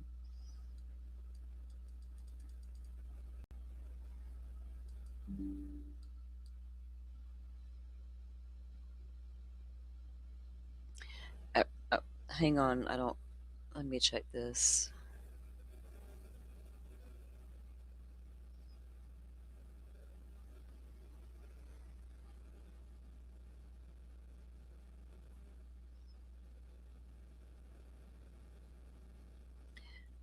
So, Butterfly, you experiencing problems trying to sign in and get these documents? It might be, when they first started dropping them, they had an issue because everybody was getting them. I don't know. That's where I got them. Um, I can just drop the link to the Idaho State Police. If it works, it works. If not, we'll figure it out. If you can do it that way. Okay, so they also had said they had cut out parts like the floor, and that's part of the argument they had is for tearing the house down, right? That it was unsafe for the jurors to go into because they had literally taken pieces of the floors out, parts of the walls were gone, all these things, full of asbestos. They had it was all kind. It was condemned. Ugh, it was a whole thing. I really wanted to see that Pharaoh 3D scan stuff, but we got a dollhouse. Oh, then we had no trial. That's right. But I really wanted to see those 3D scans, and then things are fucking amazing. All right, so this is labeled that it is some sheets, I think, out of the girl, Maddie's room, maybe. So they're just collecting evidence, and you can see spots on the undersheet there. But this is gray shirts, hair, front of second floor dryer. Yeah, MN-2, gray shirts and hair, front of second floor dryer. Like laying on the floor in front of the dryer.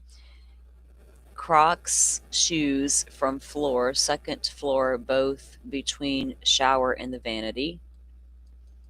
Well, we saw those in the other photos. Pink sweats and a towel, second floor. And there's another portion of the wall cut out, right? And there's spatter there. So why would there be if these victims are on the other side of the damn room? Unless one was not.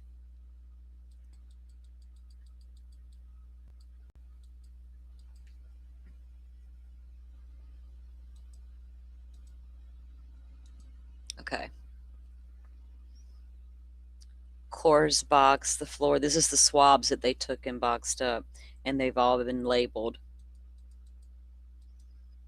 Third floor bathroom, third floor west closet, third floor bathrooms, ceiling from the third floor. second floor bathroom floor, and then they got north up here at the top. Let's see.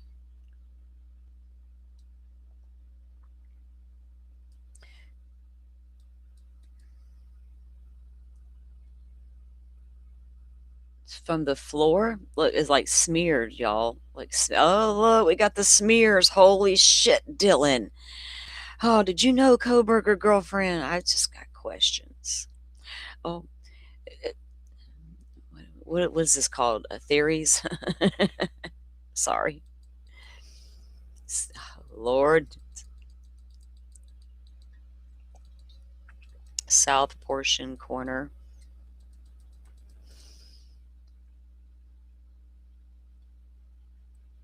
12723. January 27th, 23. Floor second. When was that house torn down? This crime was committed in 2022.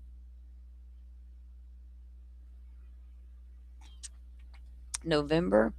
So they're like, in a few months later, they're still in there collecting boards and stuff out of it, getting up evidence.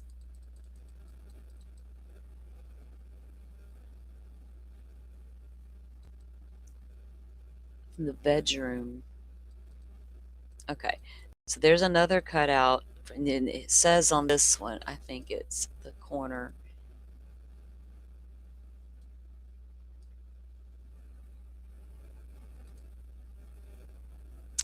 Third floor bedroom. That would be in Maddie's room.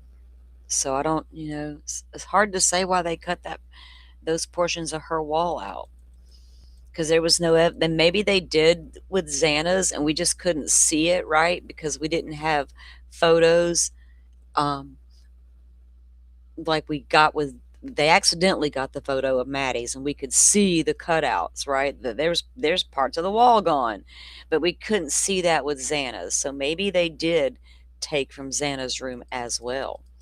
But her only one portion, well, actually two portions of her wall had an area of activity. What was this? Third floor bedroom, cast, north wall. So that's the cast off from the sheath. Damn. 12/28/23 was the date, because I watched the demolition live. I was looking for secret tunnels and shit. Y'all know what I mean. Like, I was looking though to see if I could see any more cutout areas. Once we had noticed there was a cutout in Maddie's room, I was super curious. I was really trying to see. But it was so hard to tell when they were, tearing the house down. But I did try to look. Okay, so this is just more of the same. All right. And they have these lines drawn here.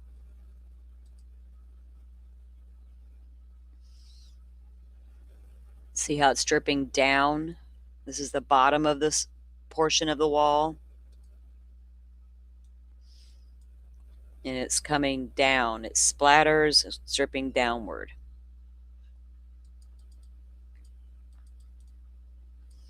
Man. Oh, goodness. And this one is, again, the third floor as well. See? That's just a lot. Okay. Now they could have cut out around the the other side of Maddie's wall as well. But I don't know why they would cut out. And you'll see how pretty this girl had that little room set up where those cutouts came from. It's like, wow. So they had, there was a stairwell.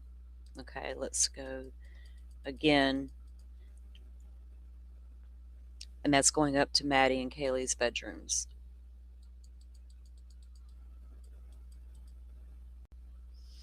Now, is that like, activity showing up, or is that old, like something?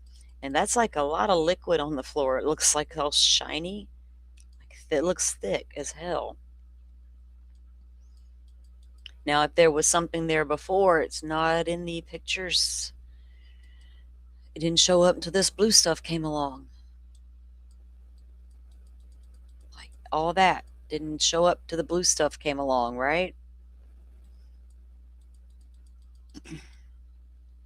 Okay.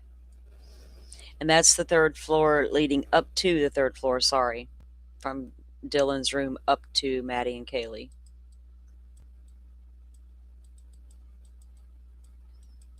Again, there's more of the same image there.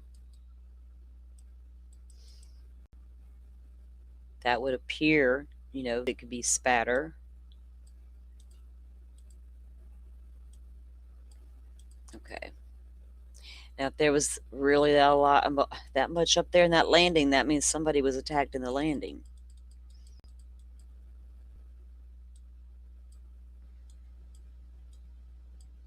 And this house was not real clean. We do know that. A lot of old, greasy, grimy, dirty stuff from generations past, maybe. But yeah, a lot of people lived in this house before these individuals all moved in. Okay, let's see. That's back at the slider, Kaylee's slider, like the kitchen sliders there.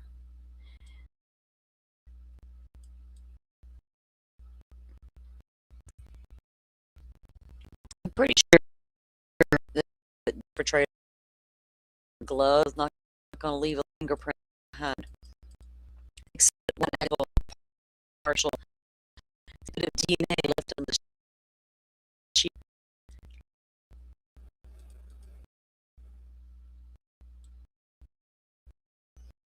This did not evidence. Look, that thing was not broken. It wasn't broken into. You can absolutely see it's not up at all. Um, meaning that the latch was not broken, right? But it doesn't open into. Couldn't lie that night or not. She said that night she couldn't recall if they did. Probably not. There was like some fingerprints there that showed up. Oh, am I breaking up? Is it? I don't know if it's. Am I breaking up or is it my voice? I think my voice is okay. So here's an image of one of the crime scene investigators inside the house. If I continue to break up in chat, y'all let me know. I am breaking up, static. Okay. Let me see if the signal's all good.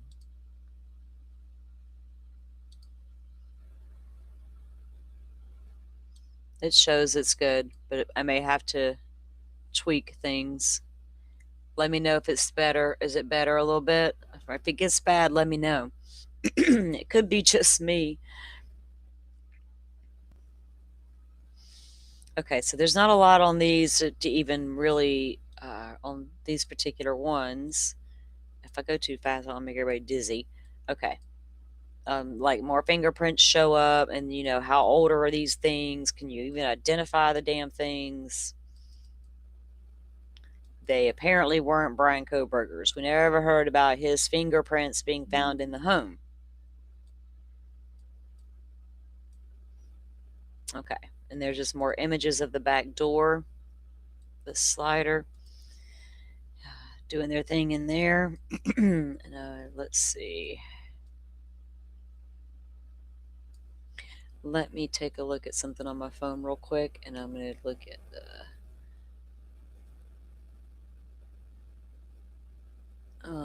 where'd it go?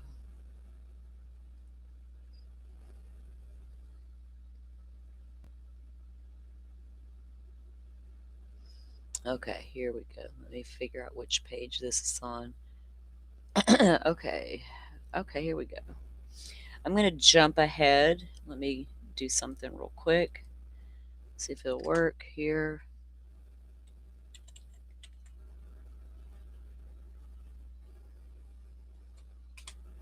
Okay. Now, we've moved forward.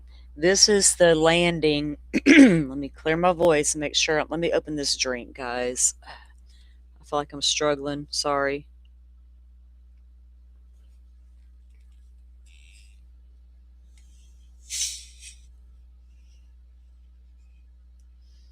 Yeah, Jed, I think the old guy, he was wearing gloves.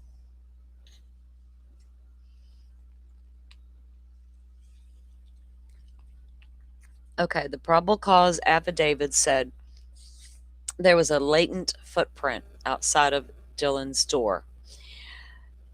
This is the footprint. Notice how close this damn thing is to this girl's door. First thing I noticed, and I thought I expected it to be in the middle of the landing. But no, this has got to be it. It's the only photo in here of a latent footprint that only showed up once it, and the PCA says it only showed up once hit with this luminol. So did it dry? Was it so little blood that it just dried in the 8 hours that it took to call authorities? So that's why it didn't show up until you hit it with the luminol. It's not smeared. Let's zoom in. But it's so close to the door.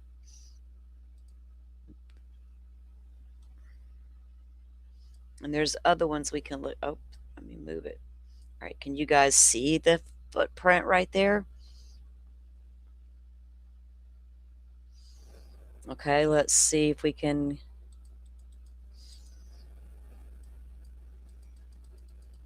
Now this one, they messed it all up because it's too shiny. You can't see shit, but you can on the next ones. Okay. All right. You can see, and the PCA said it appeared to have a diamond pattern shoe print, like a Vans. Like they was pretty specific, right? But look, the door jamb. Look at this. He come on, man. That's so close to that door. Did that really belong to the killer? We made eye contact. He looked right at me. Don't worry, I'm here to help you. What the, was he standing right there when he said that? Standing still long enough to make an impression? Or what the heck? Y'all. Lord help me. I don't know what to make of it. Except, what were you thinking, girl? You know, how close you came to that Idaho slasher.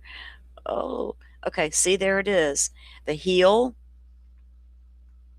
and the top part of the, the toes and the foot. Now notice the direction it's going. Let me zoom out.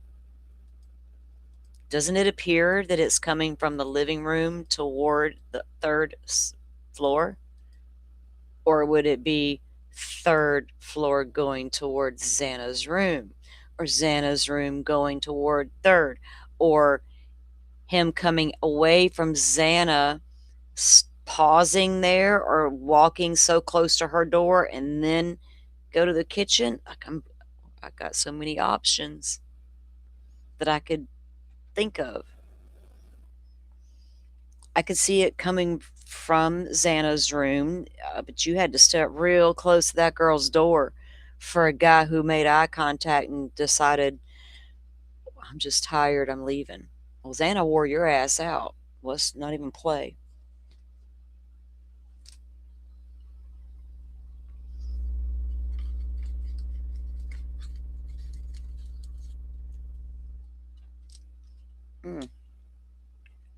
Sorry, I had to get up and grab something. Okay, so let's see. And here's another. You can see it even better. The lighter, they have it lightened up here. But man, Says the proximity to that door really stood out to me when I've been waiting since the PCA came out to figure out how close that thing was to that girl's door or any door and which direction it was headed. I always wanted to know which direction was this damn shoe print headed that y'all said y'all found. Out the slider, up the stairs, down. I needed to know. It could tell me a lot, right? That tells me a lot. That tells me this killer stood right outside that girl's bedroom door. Literally. If that's his shoe print. I don't guess they ever could you verify that? Let's see, they do have that tread data bank for tires and shoe impressions. It's pretty vast, but is that enough? I don't know. Did y'all try to run it through there and compare? I would have, because I think that shit's pretty freaking cool. um, Man. See, they've got a lot of images of it, and it is the only one. So that has to be the one that was spoke of in the PCA outside of Dylan's bedroom door, the latent print. And it even said in the PCA once we applied the luminol or whatever. Damn. You know what? I mean, think about it. To be standing that you're on top of the door. Was that one of the moments the door was shut and locked, not peeking out? Because if you came that fucking close and you seen that, well, you know what I mean? I think I'd have screamed. I mean, it would have been all over with because we'd have been fight. It would have been on. Like, that's fucking close. I don't know if I could have been like, I don't know. Is she the panicker kind? Would she would have been screaming or just like clammed up? That's awful close. A lot closer than we anticipated.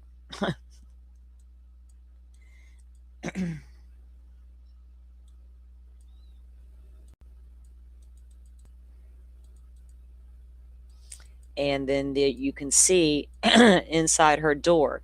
If you take a look right there at the bottom left, you can see it, right? But is this one right here as well on the right side? Going, if it's so, it'd be going up. But anyway, that's Dylan's bedroom door, the opening to her door, and the landing there that leads up to the third floor. And see there, it kind of lit up all around down here and here. Now, is that footprint even relevant? Right? Is it from a long, long time ago? Is it even the killer's? We don't freaking know. But damn if it was. Hold on, guys.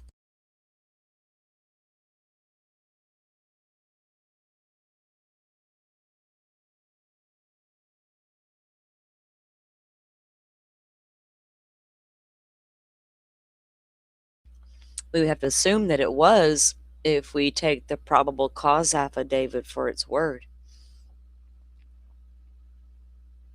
Kind of like WSU found that white car and all.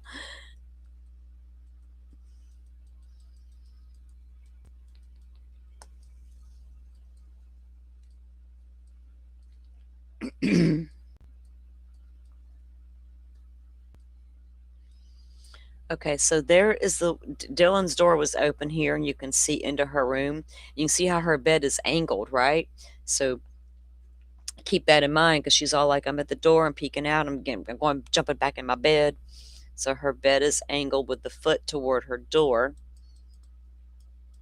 And there's going to show an angle in a minute that you can see what it would have looked like to her if she was really peeking out that door. I mean, I'm not saying that she wasn't, but a kind of a view of that. And all of the bedrooms, this girl was messy.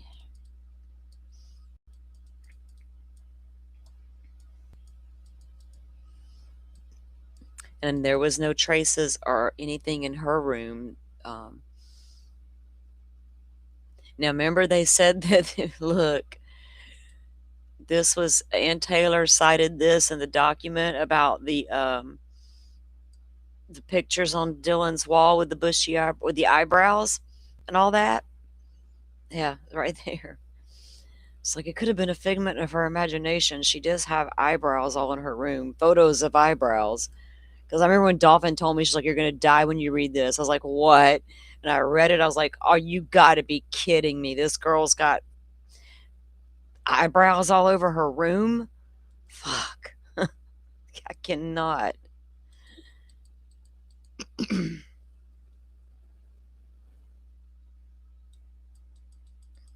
And there we are again. So there was like no, traces of activity on her walls that we can see or they saw or anything like that. So we're just gonna zoom on through her bedroom because apparently nothing happened in there. Wait, what's that? Her funnel? Girl, look at your funnel with your hose. What you doing, Dylan? I probably shouldn't say it like that, but what you doing, girl? Okay.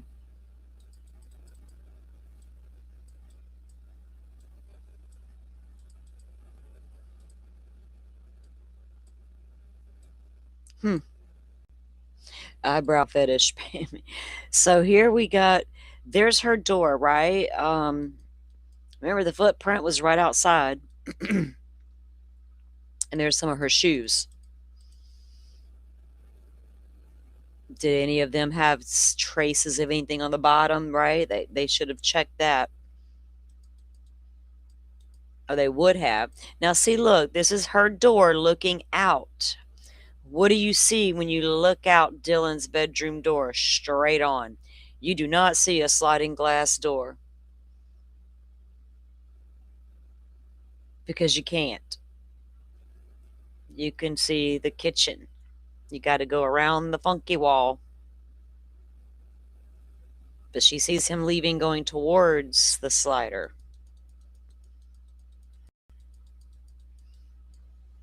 And see straight out through that little kitchen window back there by the wall with the activity was draining down.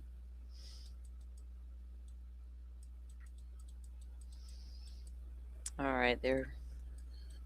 Party, party, party, party. Look, see, there's her eyebrows again and different makeup. And I don't know. Maybe she was like the eyebrow girl. Come to me, I'll do your brows. Lauren, you could call her. She likes the eyelashes, right? I don't know what the hell people are into.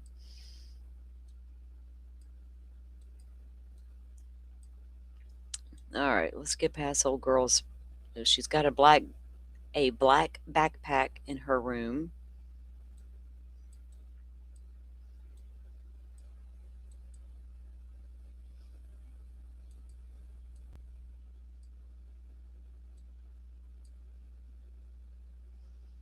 And see, looking out the room again is just straight on into the kitchen. Okay, so let's try to get through some of this because of her sinus medicine and all that.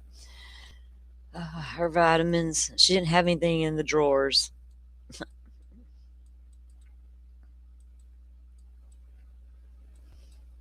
So they spent a lot of time getting everything photographed in her room.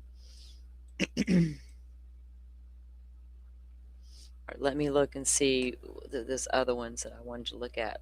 Let me go look at the picture number so we can go to those.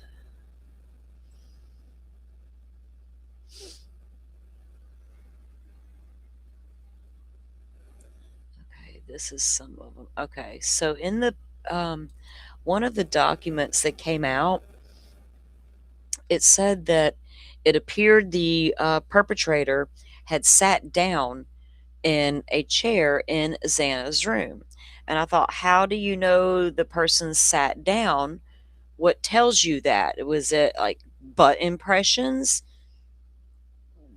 activity, all over the place, and you could see the impression? But I can't say that that's what happened. with this chair in Xana's room. All right. This is the chair. It was a white, fluffy chair that she had in her room. And the probable, or not the probable cause, but one of the documents that came down said it appeared uh, the person sat down, which threw us off because like, what do you mean he sat down? Like wore out, got to sit down and take a moment before he jumped up and left? What do you mean? But there was also this laptop laying there, so there's nothing on the laptop. So did this person really sit down, or did it just transfer there? Do you know what I'm saying? Did it ended up there? Um, Let me, like, oh, I felt like something was biting me. Am I still sounding okay? I'm not breaking up anymore. Keg stands. Girl, it's been a hot minute. I'd pass out now. Now let me start out. I'm going to have to go, guys. I'm just going to zoom past real quick because we need to get to something, okay? All right, so this is going to start out in Xana's room. Now, we saw that the ping pong table appeared to have some things on it. There appeared to be some things on the banister and to the other stairs and stuff. This is Xana's room. Now, we had the redacted image of her on the floor, and you could see a puddle, what appeared to be a puddle. There's no images of her in here or Ethan. I'll just say that you're only going to see the activity that I spoke of. Blood, everybody who just may be joining, you will see that. If you need to step away, I understand. But it tells me this girl put up a fight in this room. You can see here when you come in her door to the immediate right, when you walked in, she had this closet here, and there's a light switch there, and you can see there's activity around that light switch, which is a spatter. And you're also going to be able to see the way her bed was positioned in the room. It'll make sense. And remember the image we saw of what was outside the house, right? So there's the closet again. And again, the stuff on the light switch area. Now, this that's redacted, we know from previous drops that's some substances that Xana and Ethan were partaking in a little bit. That's why that's redacted. We actually have seen the one where it's not, but they fixed all that for the families, I guess. It's the blue powder they spoke of in the documents. Now, that would be from looking out from Xana's room toward the living room, right? All right, now here was the image where it is redacted because Xana would still be on the floor of her bedroom. And you can see what's to the left. You can use your imagination. Also, the white nightstand and the back wall here to the right. And this pillow. She was not in her bed, so that tells you a lot right there, right?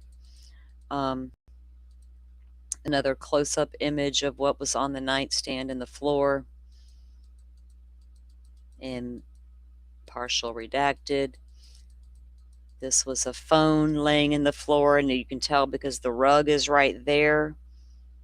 So remember, Xana was TikTok at 4:12 and had texted the DoorDash driver, "Are you lost?" Xana had her phone in her hand when he came down those stairs at 4:12. TikTok, "I know how long you was in that house, and it wasn't long at all. And we guesstimated when you came down the stairs, it was going to be about 4:12. Call it a coincidence? I don't know. Fucking fucker."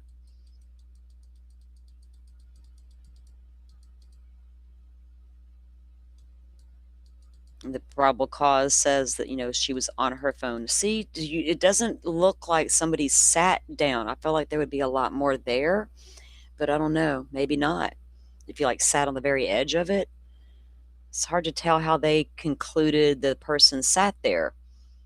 What was on the floor to indicate they sat for a moment? We got drips versus spatter. What do we got? What do we got here? I can't just take your word for it. I got to figure that out in my crime scene head.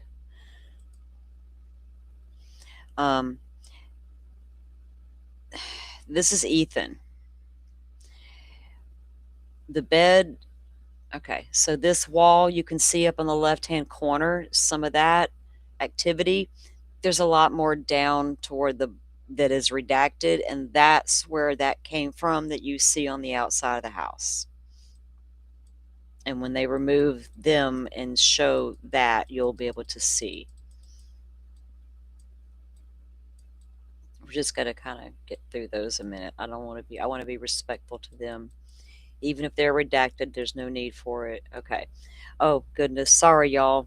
About if I'm on delay, you're about to get a picture pop up. It's pretty, pretty graphic with the activity everywhere. But you can see just how much Xana lost, right? In these images. Yeah, Pammy, for everybody to go run around saying there wasn't, and no evidence of a crime scene and all this shit. Would beg your pardon. So I don't need to leave it there for terribly long, guys. I don't want to get in YouTube trouble. But then there you go. She's still on the. Hey, there's that shiny stuff that I saw earlier. Remember? Okay. All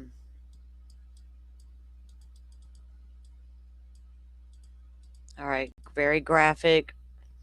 The bed is facing, the foot of the bed would be toward the door of the bedroom. So when you walk in, Xana would have been right there, and the bed is right there with Ethan on it. And then the wall to the left of that is where you see the stuff on the outside as well.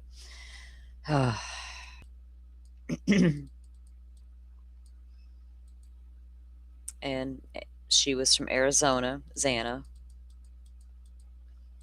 So they were able to identify, her ID. It does say through the ID in her room. All right, they're starting to show a little more of what was against that wall. Okay, so this is on the one of the walls, like a smear, right? That's a smear, not a spatter. And it's not luminol, it's actually there. Like currently there, right? She did fight like hell, Pammy. I mean, already had this like special place for all of these kids, right? Young adults. But Santa, man, she always stood out, like just like so loud and full of life and hear me, I don't know. I just always had this little connection with her. And to know that she really went through all this, and had to face that demon. And if he really says some fucked up shit like, don't worry, I'm here to help you, to that child, and yeah, I just called her a child, I'll get over it, right? People can just kiss our butts. But that's so sadistic to say. So that appears to be smear. And there's another, this is going to be like the light switch that was right by the closet again, which means she was standing up in that room, right? And he's going back and forth with that action that it's taking to do what he's doing, causing the spatter. Because right when you come in the door, that switch is right there to your right. So she was not in bed. Like I said, she was definitely up and on the move. On the move. Was she leaving the kitchen with her damn DoorDash, right? Molly finally found the house. And Koberger, we know you saw Molly's car down there. Dude, you didn't waste no time getting in once she got out, though. It was weird. Okay. Redacted. there's the wall over there. You'll be able to see more, just how much actually was in the floor from Ethan, bless his heart. And over there on the left is Santa's favorite little stuffed animal. Again, guys, I'm just going to kind of get past this. This is that wall. There's more there evidence. A lot was happening in that room with Xana and Ethan, right? So fast. I mean, Jesus. Oh my God.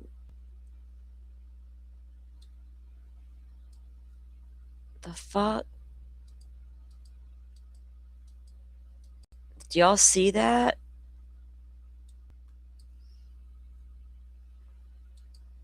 Right there. And right there. Y'all know what that is.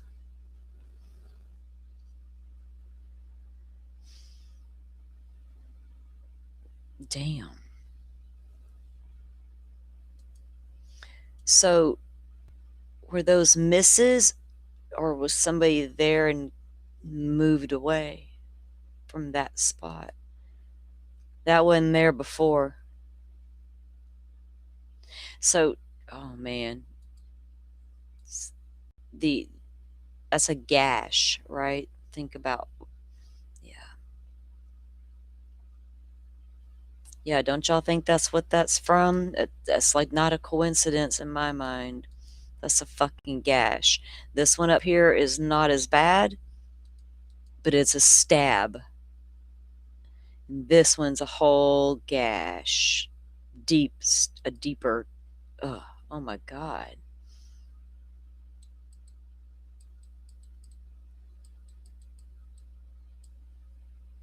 I gotta, oh goodness. So that was very close to the bed.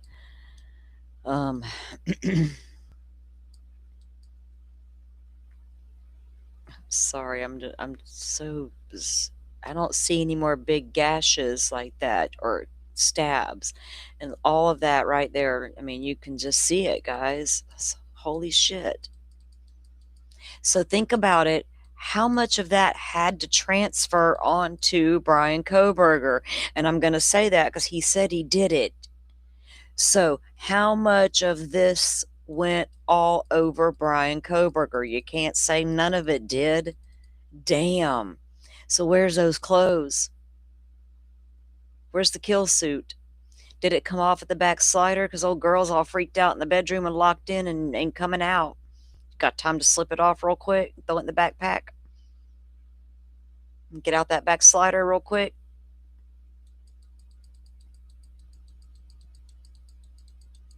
Trunk is lined. You got nothing to worry about. Toss the backpack in there. Go to that pre-dug location. Sick bastard. See, there's a food bag sitting in the floor. And that would be the location where Xana was found, guys. That's obvious. Now, is this another shoe print? Or is it a bare footprint? It looks to me like a bare footprint. Chances are Xana wasn't wearing those shoes. The girl was at home chilling in the bed with her boyfriend waiting on her DoorDash. Right? Because that doesn't appear to be the same pattern that appeared outside of old girl's door.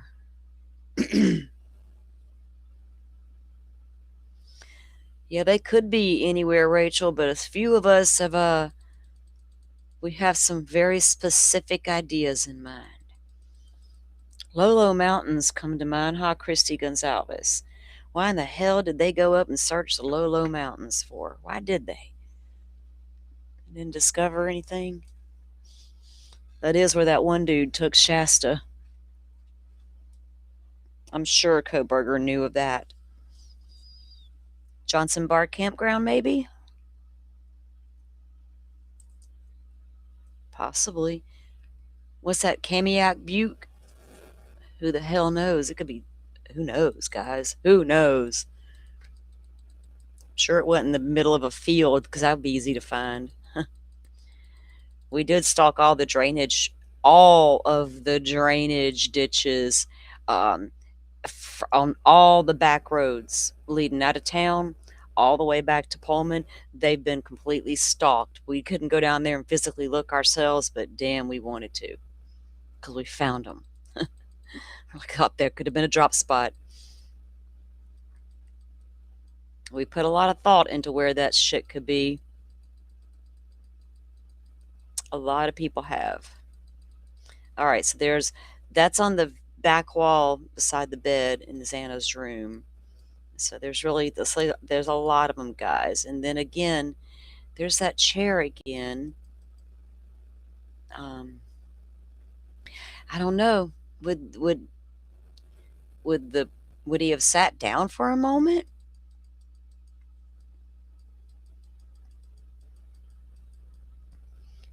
Those are not.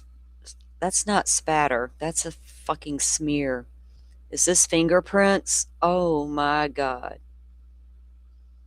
Was that child reaching up from the floor, grasping on? That's why that thing is all disheveled and it's got so much on it, activity on it.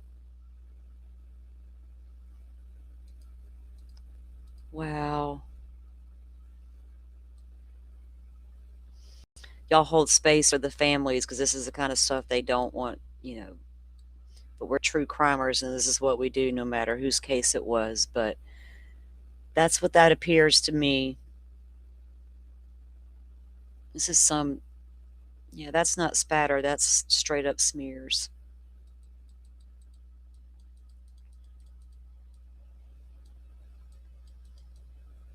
On the bedroom door as well. Now, see, when the door opens, there's the foot of the bed. Think about that. So there's the foot of the bed. Their heads would have been at you know, looking in the door. You would have seen the head. Their feet would have been toward the door. Did I explain that right? Y'all get the gist. Y'all are smart. You see it.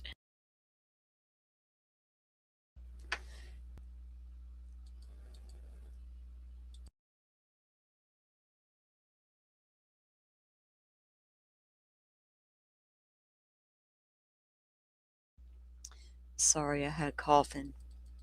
I haven't been coughing until today, this evening. Okay. Again with the door.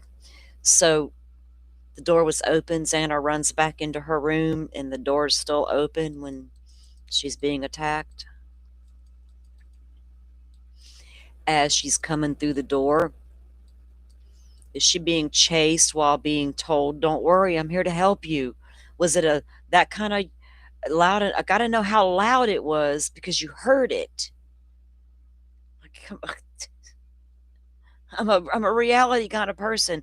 I don't understand how you heard that unless it was a "Don't worry, I'm here to help you" as I'm chasing you. What the fuck? Okay, I'll calm down. Y'all reel me back in when I jump off a ledge, okay? See, Xana had food in her room. Was that her DoorDash? We have French fries in the kitchen. Here we got these seasoned fries, and look, oh Lord, my God, this guy, we demand to see his arrest video. Stop hiding it. Don't make me call you a hider. Don't make me wonder why you're not sharing the goods on Brian Koberger. Don't make me.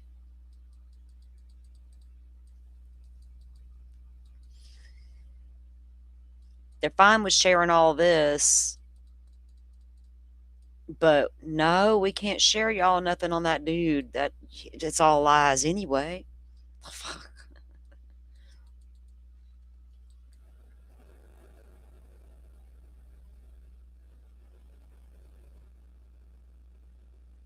Yeah, Rachel, she probably was. I mean, she's a little fighter. I can't imagine her not putting up that battle. And obviously she did. Look, there's smears in the floor as well. So that's under the bed, right? They pull the mattress up, they lift it up to look under the bed. And you can see so far back in this corner back here how much darker that is. And that's what you see on the outside of the house. And I don't know why. So the bed was closer to the wall. Remember that. They've moved it. But this is redacted. There's a lot going on here. And that's where Ethan was laying. And we heard some pretty bad things were done to Ethan, especially his legs and stuff. Documents and all. But yeah, a lot. See, this is how I don't know what's going on. Oh my God.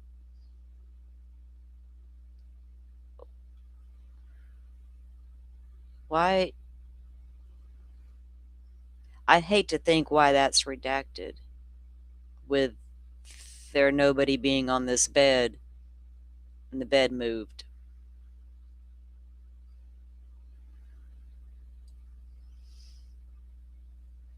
And there's a lot of activity because it's all over the outside of the house too.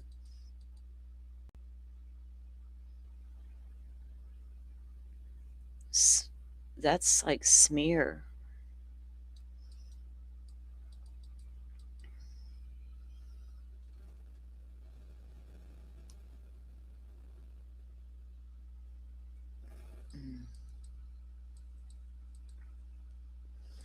And this is redacted.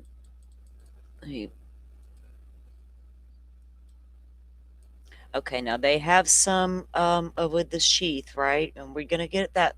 Remember, the probable cause said that the sheath was found partially under one of the victims, Maddie, and under the blanket, and you can literally see that. We'll get to that in just a second.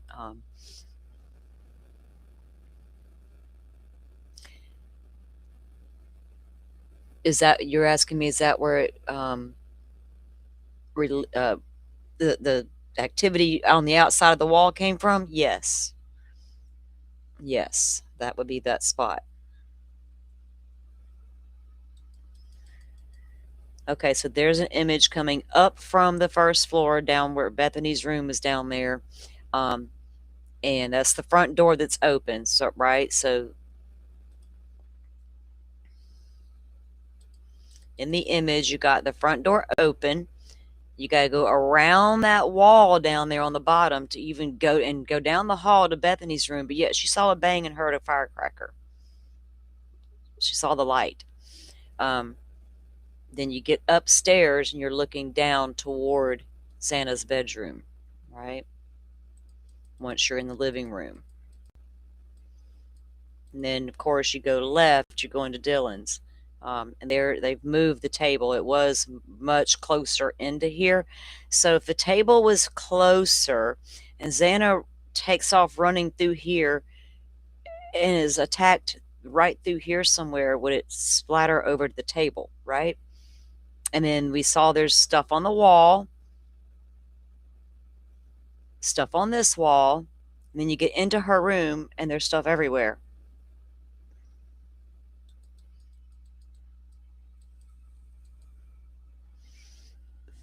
Now, when you open Xana's door and look in, if that door's open, you can see the bed. You can see the head of the bed, the foot of the bed, and it's directly into the living room. But Dylan has no idea what time these two got home that night.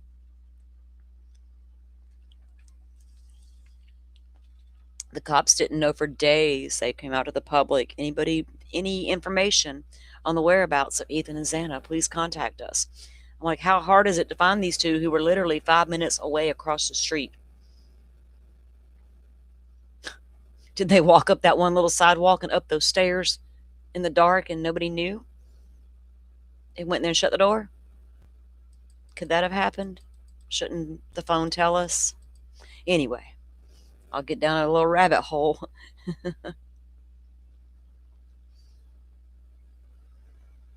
Yeah, the clothing could. I thought about that, Pammy. When they moved the bed, did the action of that alone cause that one large smear we just saw?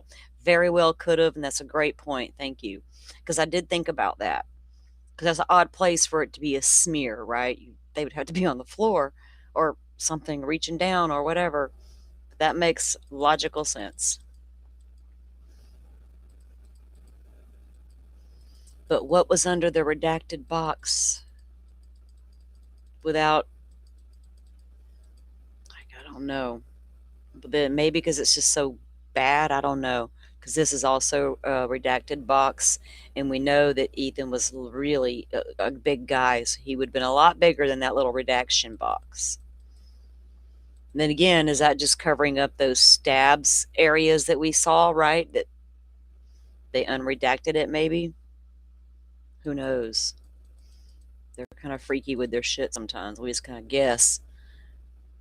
So anyway, back in Xana's room, it seems so tight in there. They've done kind of move some stuff around. There's that little table.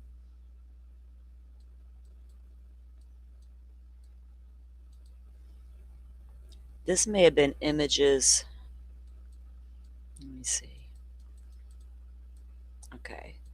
Yeah. So that goes through there, and let me see if I can find what page they start looking at the.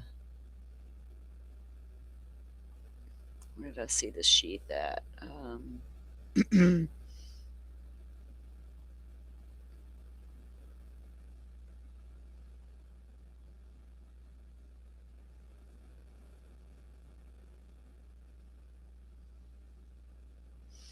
Oh, there's some from the Maddie's room.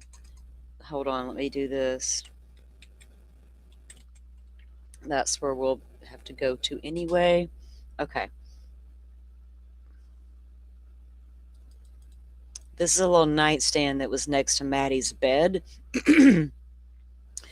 We see images of them carrying all of their things from the house. In the one image, you can see they have this little nightstand, and it's wrapped up, but you can see the wooden legs. And a lot of us that had seen the photos knew that came from Maddie's room, and it had to be that one because it was the only one in there. Let me go up a little more. So this is just some of the more what we saw earlier. Okay, let me go back down. Okay. There happened to be a damn bottle of OxyClean in there. Ugh.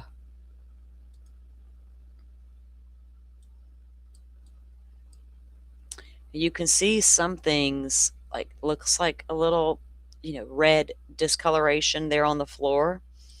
Don't know what that, there's no evidence marks around those particular areas yet. Let me pull the chat back up, make sure we're all good. If I start to break up or anything weird, y'all let me know.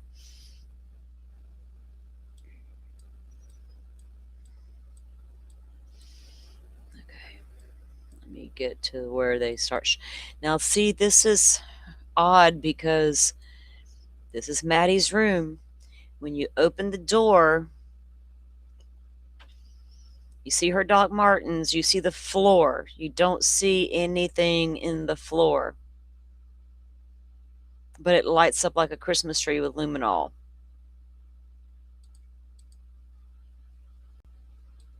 Just an observation.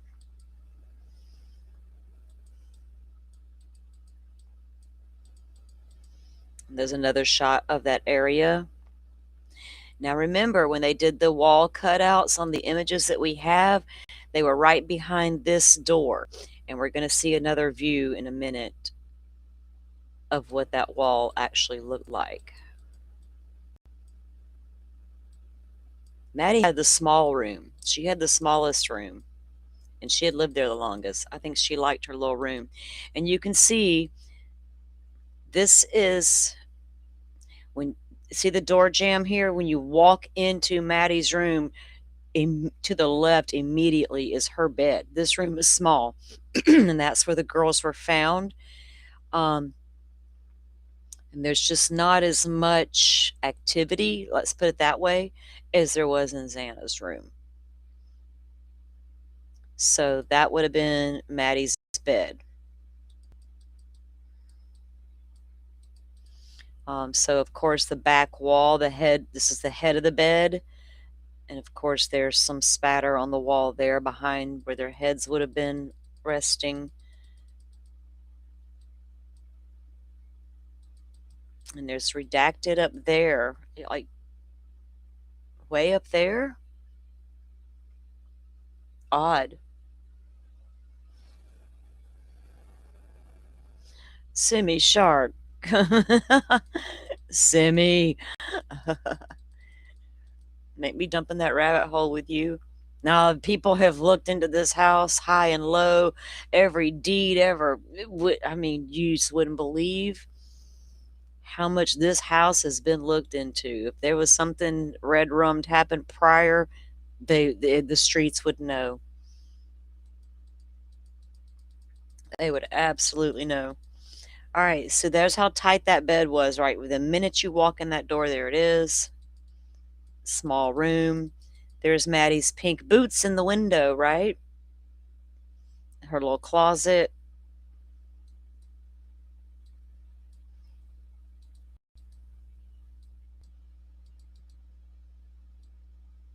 Again, that floor is pretty clean. Now look, this is a part of her little vanity area. She's got little roses and pink flowers everywhere.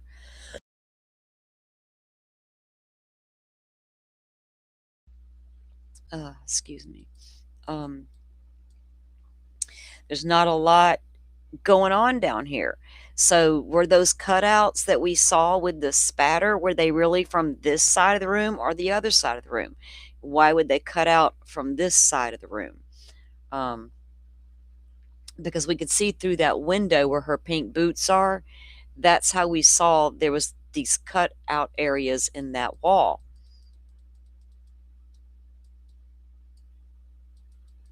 Again, there's the right at the foot of the bed. And as soon as you open the door, at the foot of the bed, that would tell you nothing happened at the end of the bed, right? Kaylee couldn't have met him at the door and had an attack right there. There would be evidence everywhere. So I challenge my own theory, right?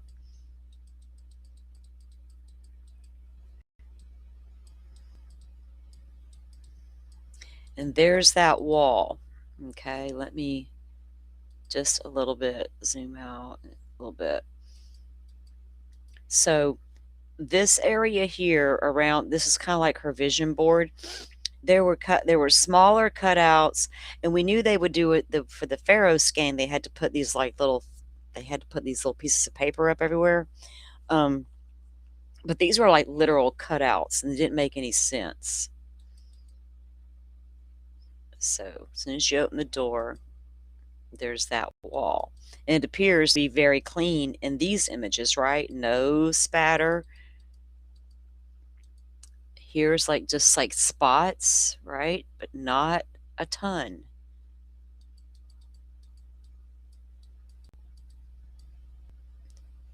A little trace over here on where her vanity sat.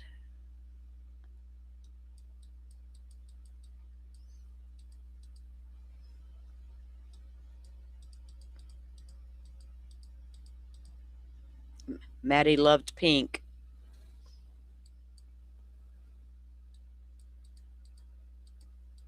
I guess I had personal information written out there or something. They redacted that. All right, so let's and there was nothing. There was a rug beneath her desk. There's like there is, so it would appear from these images that it could be if anything, Pammy, it is cast off, right? Because that room is so tight, but it does appear their attacks were isolated to the beds, unlike Xana's, right? But yes, I agree that would have to be from cast off because it's limited in the amount, and there's a lot more around the bed, the head of the bed, where they were laying.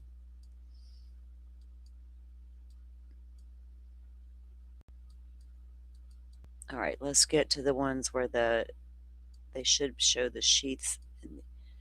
Which one was it? For some reason, when I captured the ones on my phone, I didn't. The only one without the number attached was the one with the sheath on it. Hold on. We'll get to it. I'll find it. I'll find it before we go for the night. Um, Now there's an image of, you know, Maddie's head of the bed with that little nightstand beside it, and of course there's a redaction boxes there. Right beside her bed, look, a Pammy right there on the right. To that, there's some more what would appear to be cast off there as well. Here on the right by the closet, guys, you see that, and then there's some dots all over the bed as well.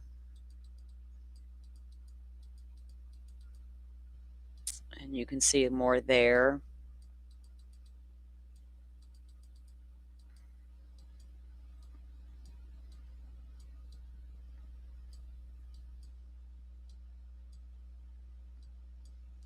Like, appears to be some spots there at the closet. That's inside the closet. That little drawer thingy there.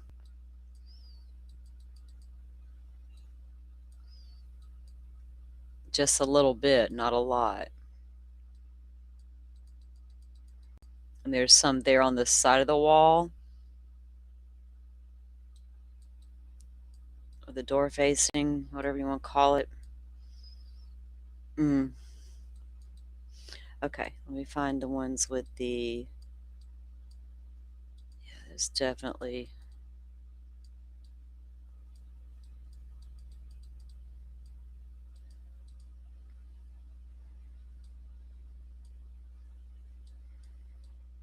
So it's all over her nightstand right there, you know. That's going to be at the head of the bed, it looks like. I'm trying to get down to the ones with the sheath, guys, because there's not a lot they show in Maddie's room other than the wall next to where Kaylee was allegedly found is coming up here. Okay. So there's some of that. There's just it. So it tells me they lost a lot of the liquid and it went into the bed. You know what I mean? Instead of out and everywhere like in Xana's space. It feels like a lot of it was absorbed. You know what I mean? From the impact. If they were, especially if they were laying in the bed, and think about the big gashes, the big gash we saw in Xana's bed. I don't know if we'll see those on Maddie's. So this would be the wall where Kaylee was. We heard in the documents, and even Kaylee's parents speak about Kaylee was partially sitting up. I don't know if she was just landed that way or sat up and felt, you know what I mean? It's hard to, I can picture it, but does that indicate that with the way that is on that wall? Okay, we should be coming up on the other, that's like a pillow there.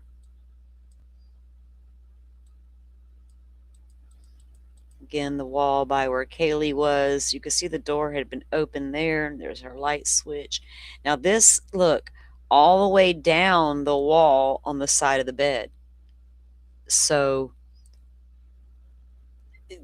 cast off way over there on that wall. So not way over there, but if he's on the side, Maddie's on the left, I mean on the right.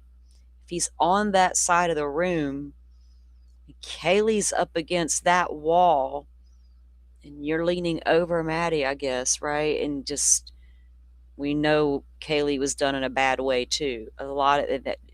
So he's low down there, low, for it to just be cast that much cast off in that air, that in that portion of the wall,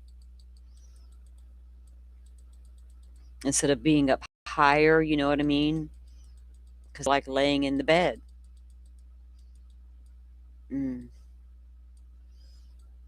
Okay, let's see if I hope I didn't pass the ones earlier the sheath. We'll have to get back to it if we did. Okay. This is like 2,206 of 2,790 that we're looking at right now. So there's no way we're going to get through all of them. But like I said, a lot of them are repetitive. A lot of them we had kind of seen before. It's that elusive sheath photos, right? Kind of like the elusive Brian Koberger arrest video.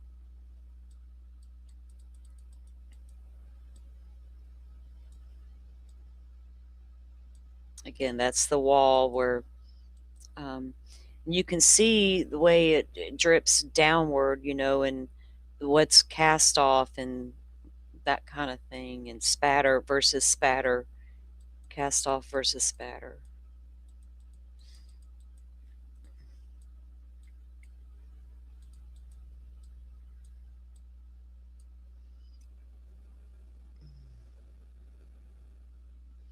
Yeah, Pammy, it kind of makes you do the visual in your head. You can't help but go there, especially if you like have done a lot of crime scene watching, of things. I know a lot of you do, right? We wouldn't be here talking true crime if we weren't true crime junkies that have watched a lot of different things over the years, and so a lot of us know what we're looking at, and it makes you play that out in your head, right?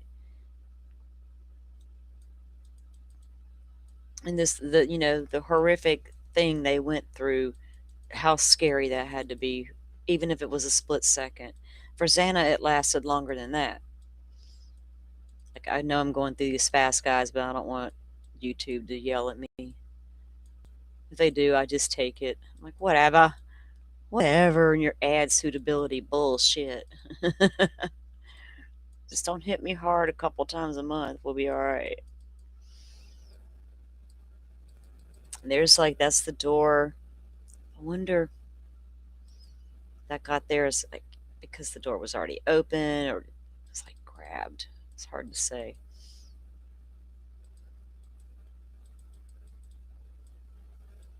So that's looking into Maddie's room now. Where's the. Hang on, guys. I will find the photo of what we need. It's odd because I don't know how. Well, we've always wondered how did you leave your sheath? What happened? I always felt like it had to be a heat of the moment thing, right? Like shit was happening so fast, and this girl from downstairs is awake, and just it just was forgotten. But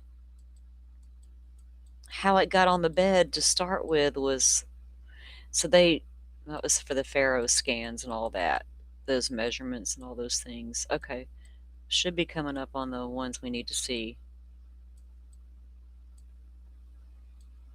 Because it's almost like it was placed there, not dropped, right, in the heat of the moment. So that's what I'm thinking.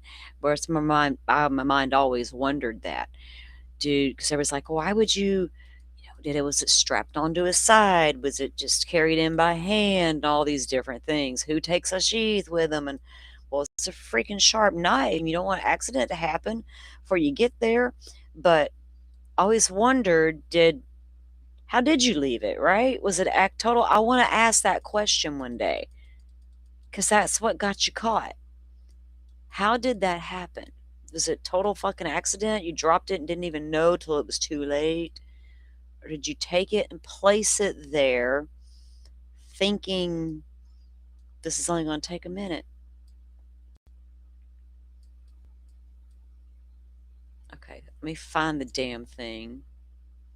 I cannot believe out of all the pictures I was looking at earlier that's the one I didn't have the number on. Watch it be way up in the beginning of the photos in Maddie's room, and I'm like way down at the bottom.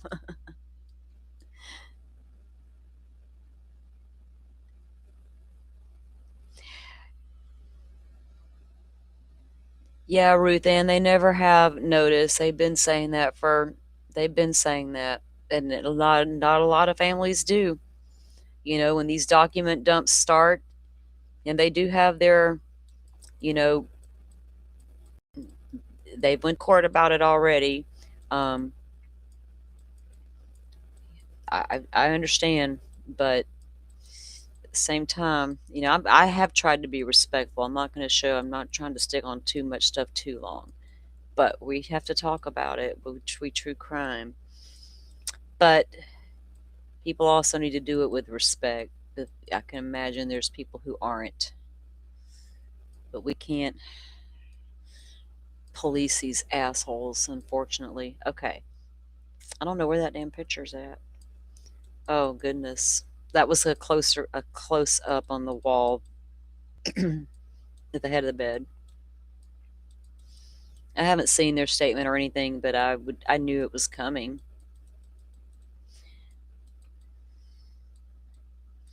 It's like when they first started doing these dumps, and I know that it really, really, really bothered them, and really, I felt so bad for Karen, Maddie's mother.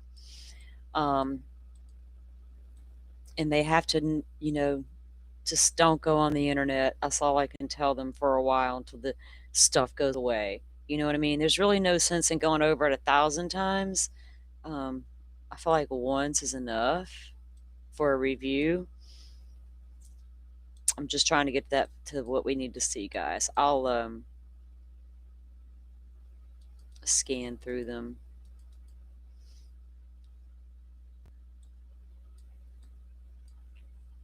They didn't give notice on any of this stuff on when they're going to drop, when they're going to release them. But to give, to be honest, it's transparency.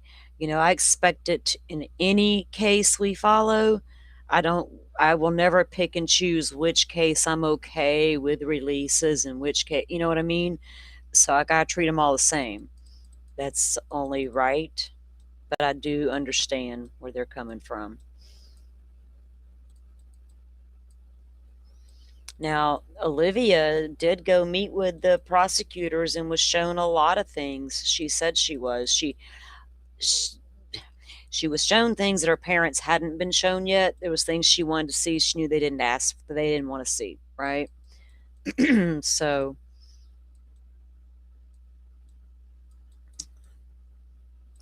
good Lord.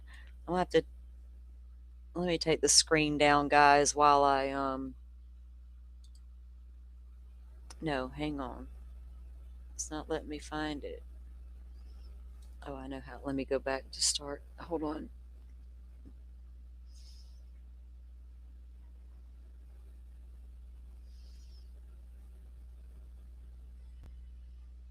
What number is this?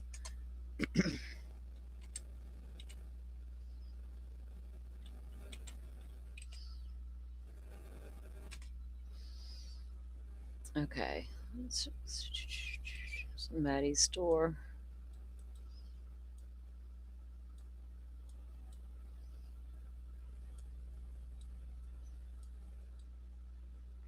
If I take this thing down, it may take forever to get these back up. So I'm just going to go back through here really quick and see if I can spot it. The one I wanted to show you guys. I wish I had uploaded the ones I did save earlier, but they were on the phone.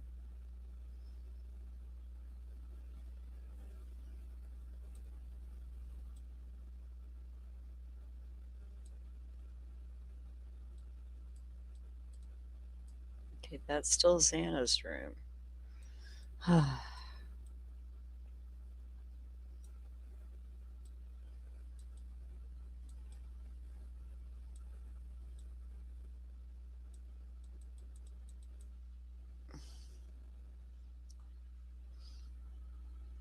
Hold on. I'm going to find it this way. 1 second. 1 second.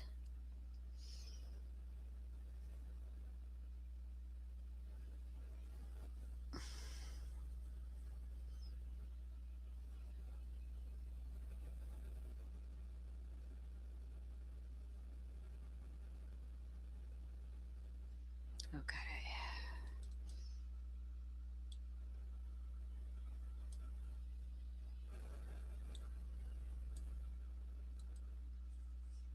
Let me pull up chat so I can still see what y'all are saying while I look forward, because I don't want the thing up there is bothering me. I had to pull it down for a second.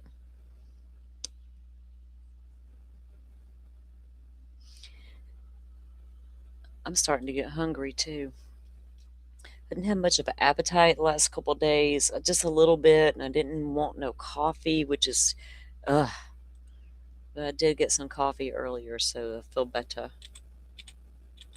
Gotta have that from time to time. Okay. Um, get back up here, pictures.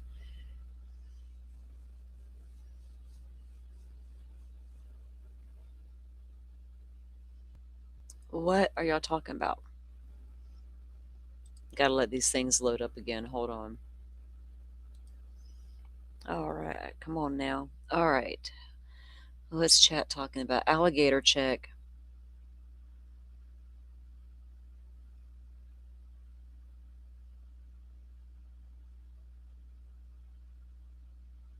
I agree, Pammy. The world does need to know this guy's a monster, right? It was like, what are we protecting with this guy?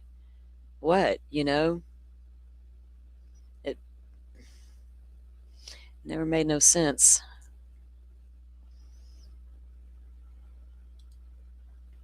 Hold on, it's taking its sweet time to get these pictures back. Oh, I wonder if I can just upload this one. Let me go check something. Let's see if I can do it this way. Because for some reason that's not wanting to work right. Well, I think it's my thing. Well, I know it was taking it forever earlier. Let me see if I can upload the picture real quick from the phone to the restream without it messing me up here.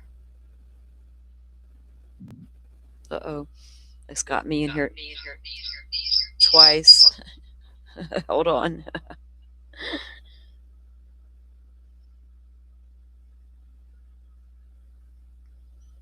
No.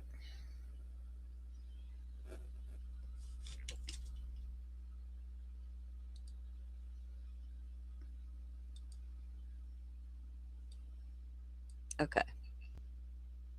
Hold on. Still got myself in here twice. That wasn't working. Okay. Now, there we go. It's off now. Well, that wasn't the answer.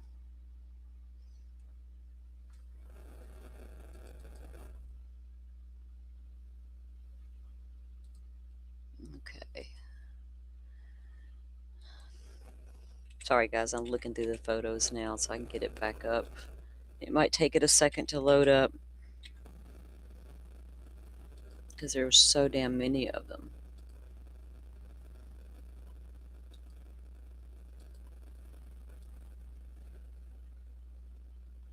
Okay. Now let me see what chat's saying. All right, guys, y'all, thank y'all for coming in and hanging out with me and getting the updates on the Busfield situation. My goodness. Ugh, if you get a chance, if you want to, go watch that hearing. It was pretty crazy.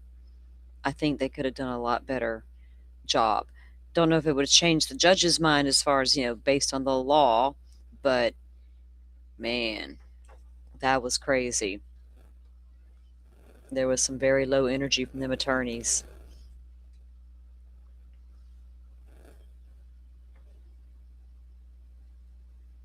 Okay, pictures are back up. Now let me see if I can find the one we need.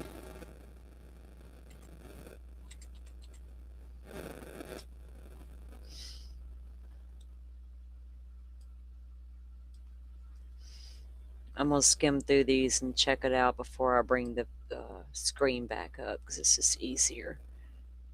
Easier.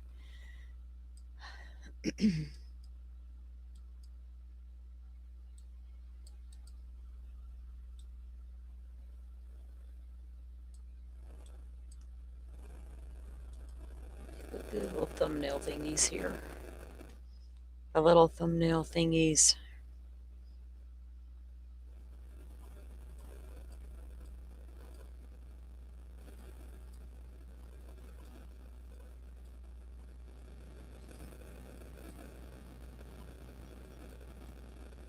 Oh, Lord.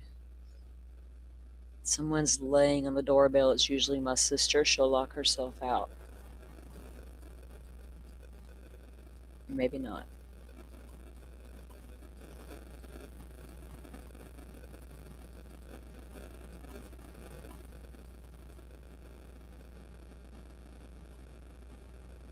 I'm still looking for it, guys. Sorry. Sorry for the hot mess express. There's just so damn many of these pictures.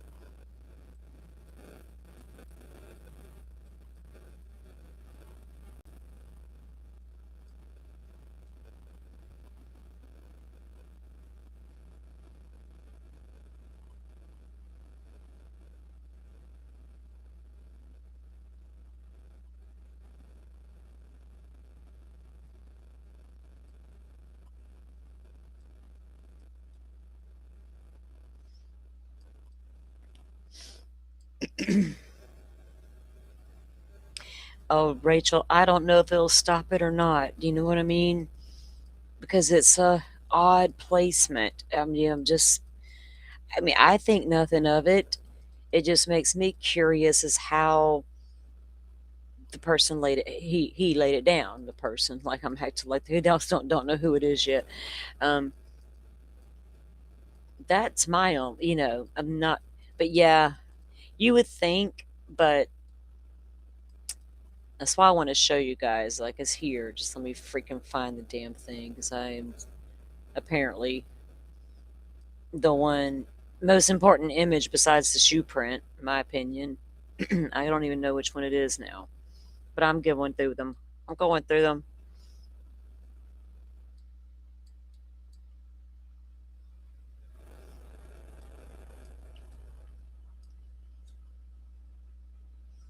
And I'm assuming with as many as they had in this photo dump, there shouldn't be that many more they have to drop. As far as the ISP is concerned, right? Oh, stop, thingy, so I can see what's going on.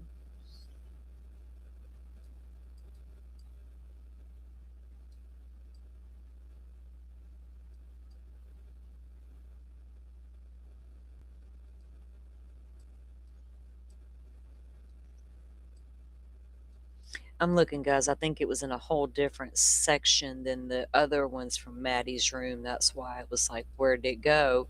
Because I do think it had it in a whole secondary area.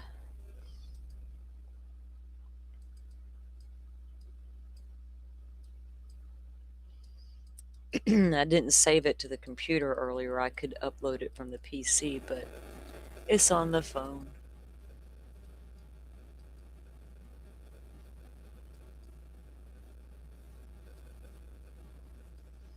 Okay, there's Kaylee's room. Hold on. I should be getting close then.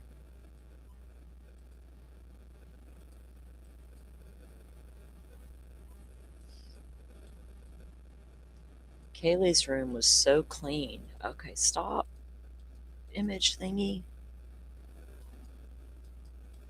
Wow. What is wrong with this thing? It won't stop scrolling through these pictures. Wow. Like it's stuck totally on me. Uh-oh. Can you guys even hear me? Like my computer just went nuts.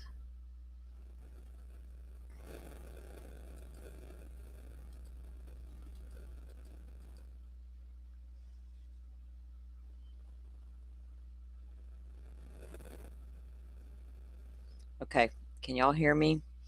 Like this thing went wacko. Like I don't even know what's going on with it. It went to scrolling and it would not stop. Okay, it went away. It disappeared on me. Shit.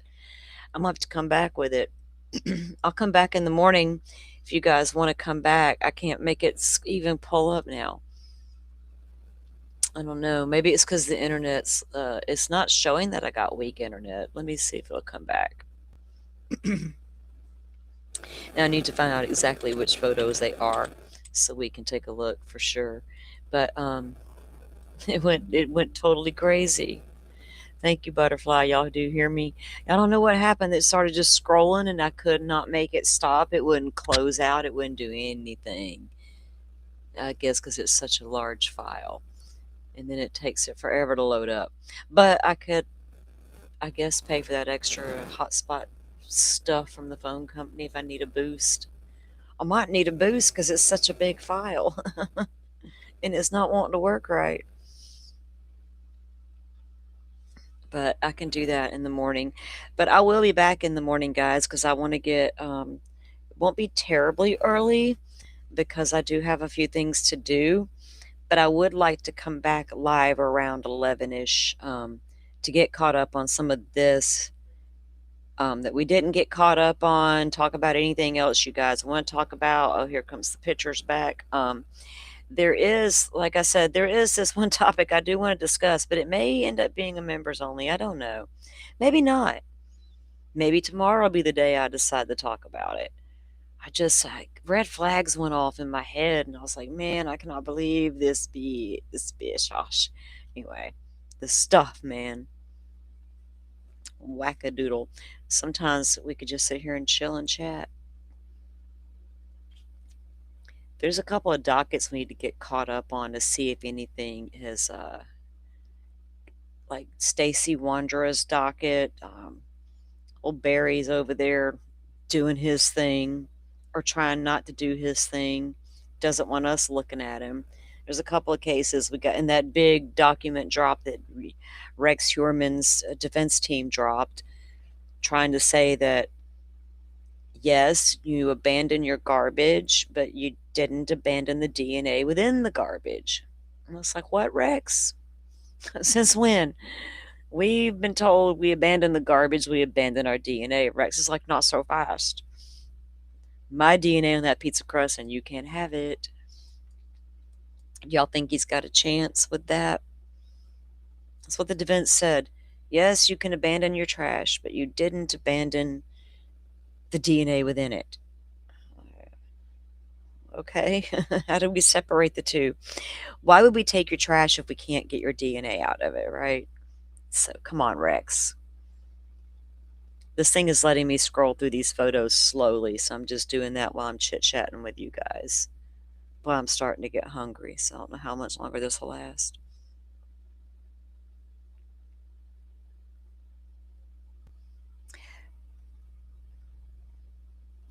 Yeah, in the morning I got a couple of things to do, and then I need to go through these and figure out the numbers of the ones we really want to take a look at.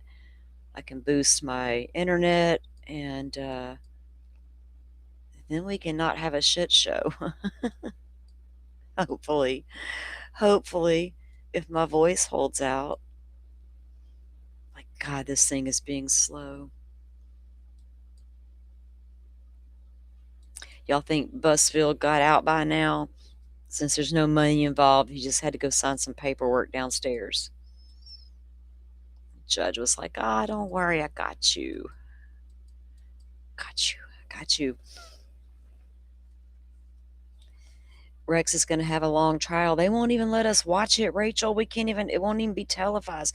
The judge could allow a camera, but it's not normally done in New York, right? So Woody, and I just realized my phone's on 15%, guys, and I'm hotspotting this whole show.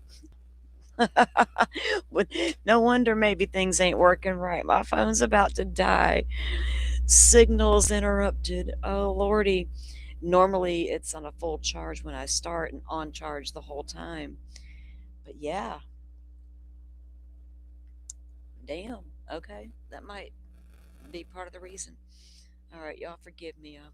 I'm under the weather. Got excuse. All right, guys. Well, thank y'all for coming in and hanging out with me this evening and getting me out of that bed and up for a little while. I appreciate it. I needed it. Thanks, Jay, for keeping me entertained the past 24 hours, 48 hours while I was down with the sickness. Yeah. Anyway, y'all have a good one. Y'all hit the thumbs up if you don't mind, and y'all look for the notifications. I will be back at some point tomorrow, but won't be terribly early, and it won't be terribly late, I don't think. Y'all have a good one, and y'all stay safe on them YouTube streets. Thank you all for watching this here video. Please like and subscribe.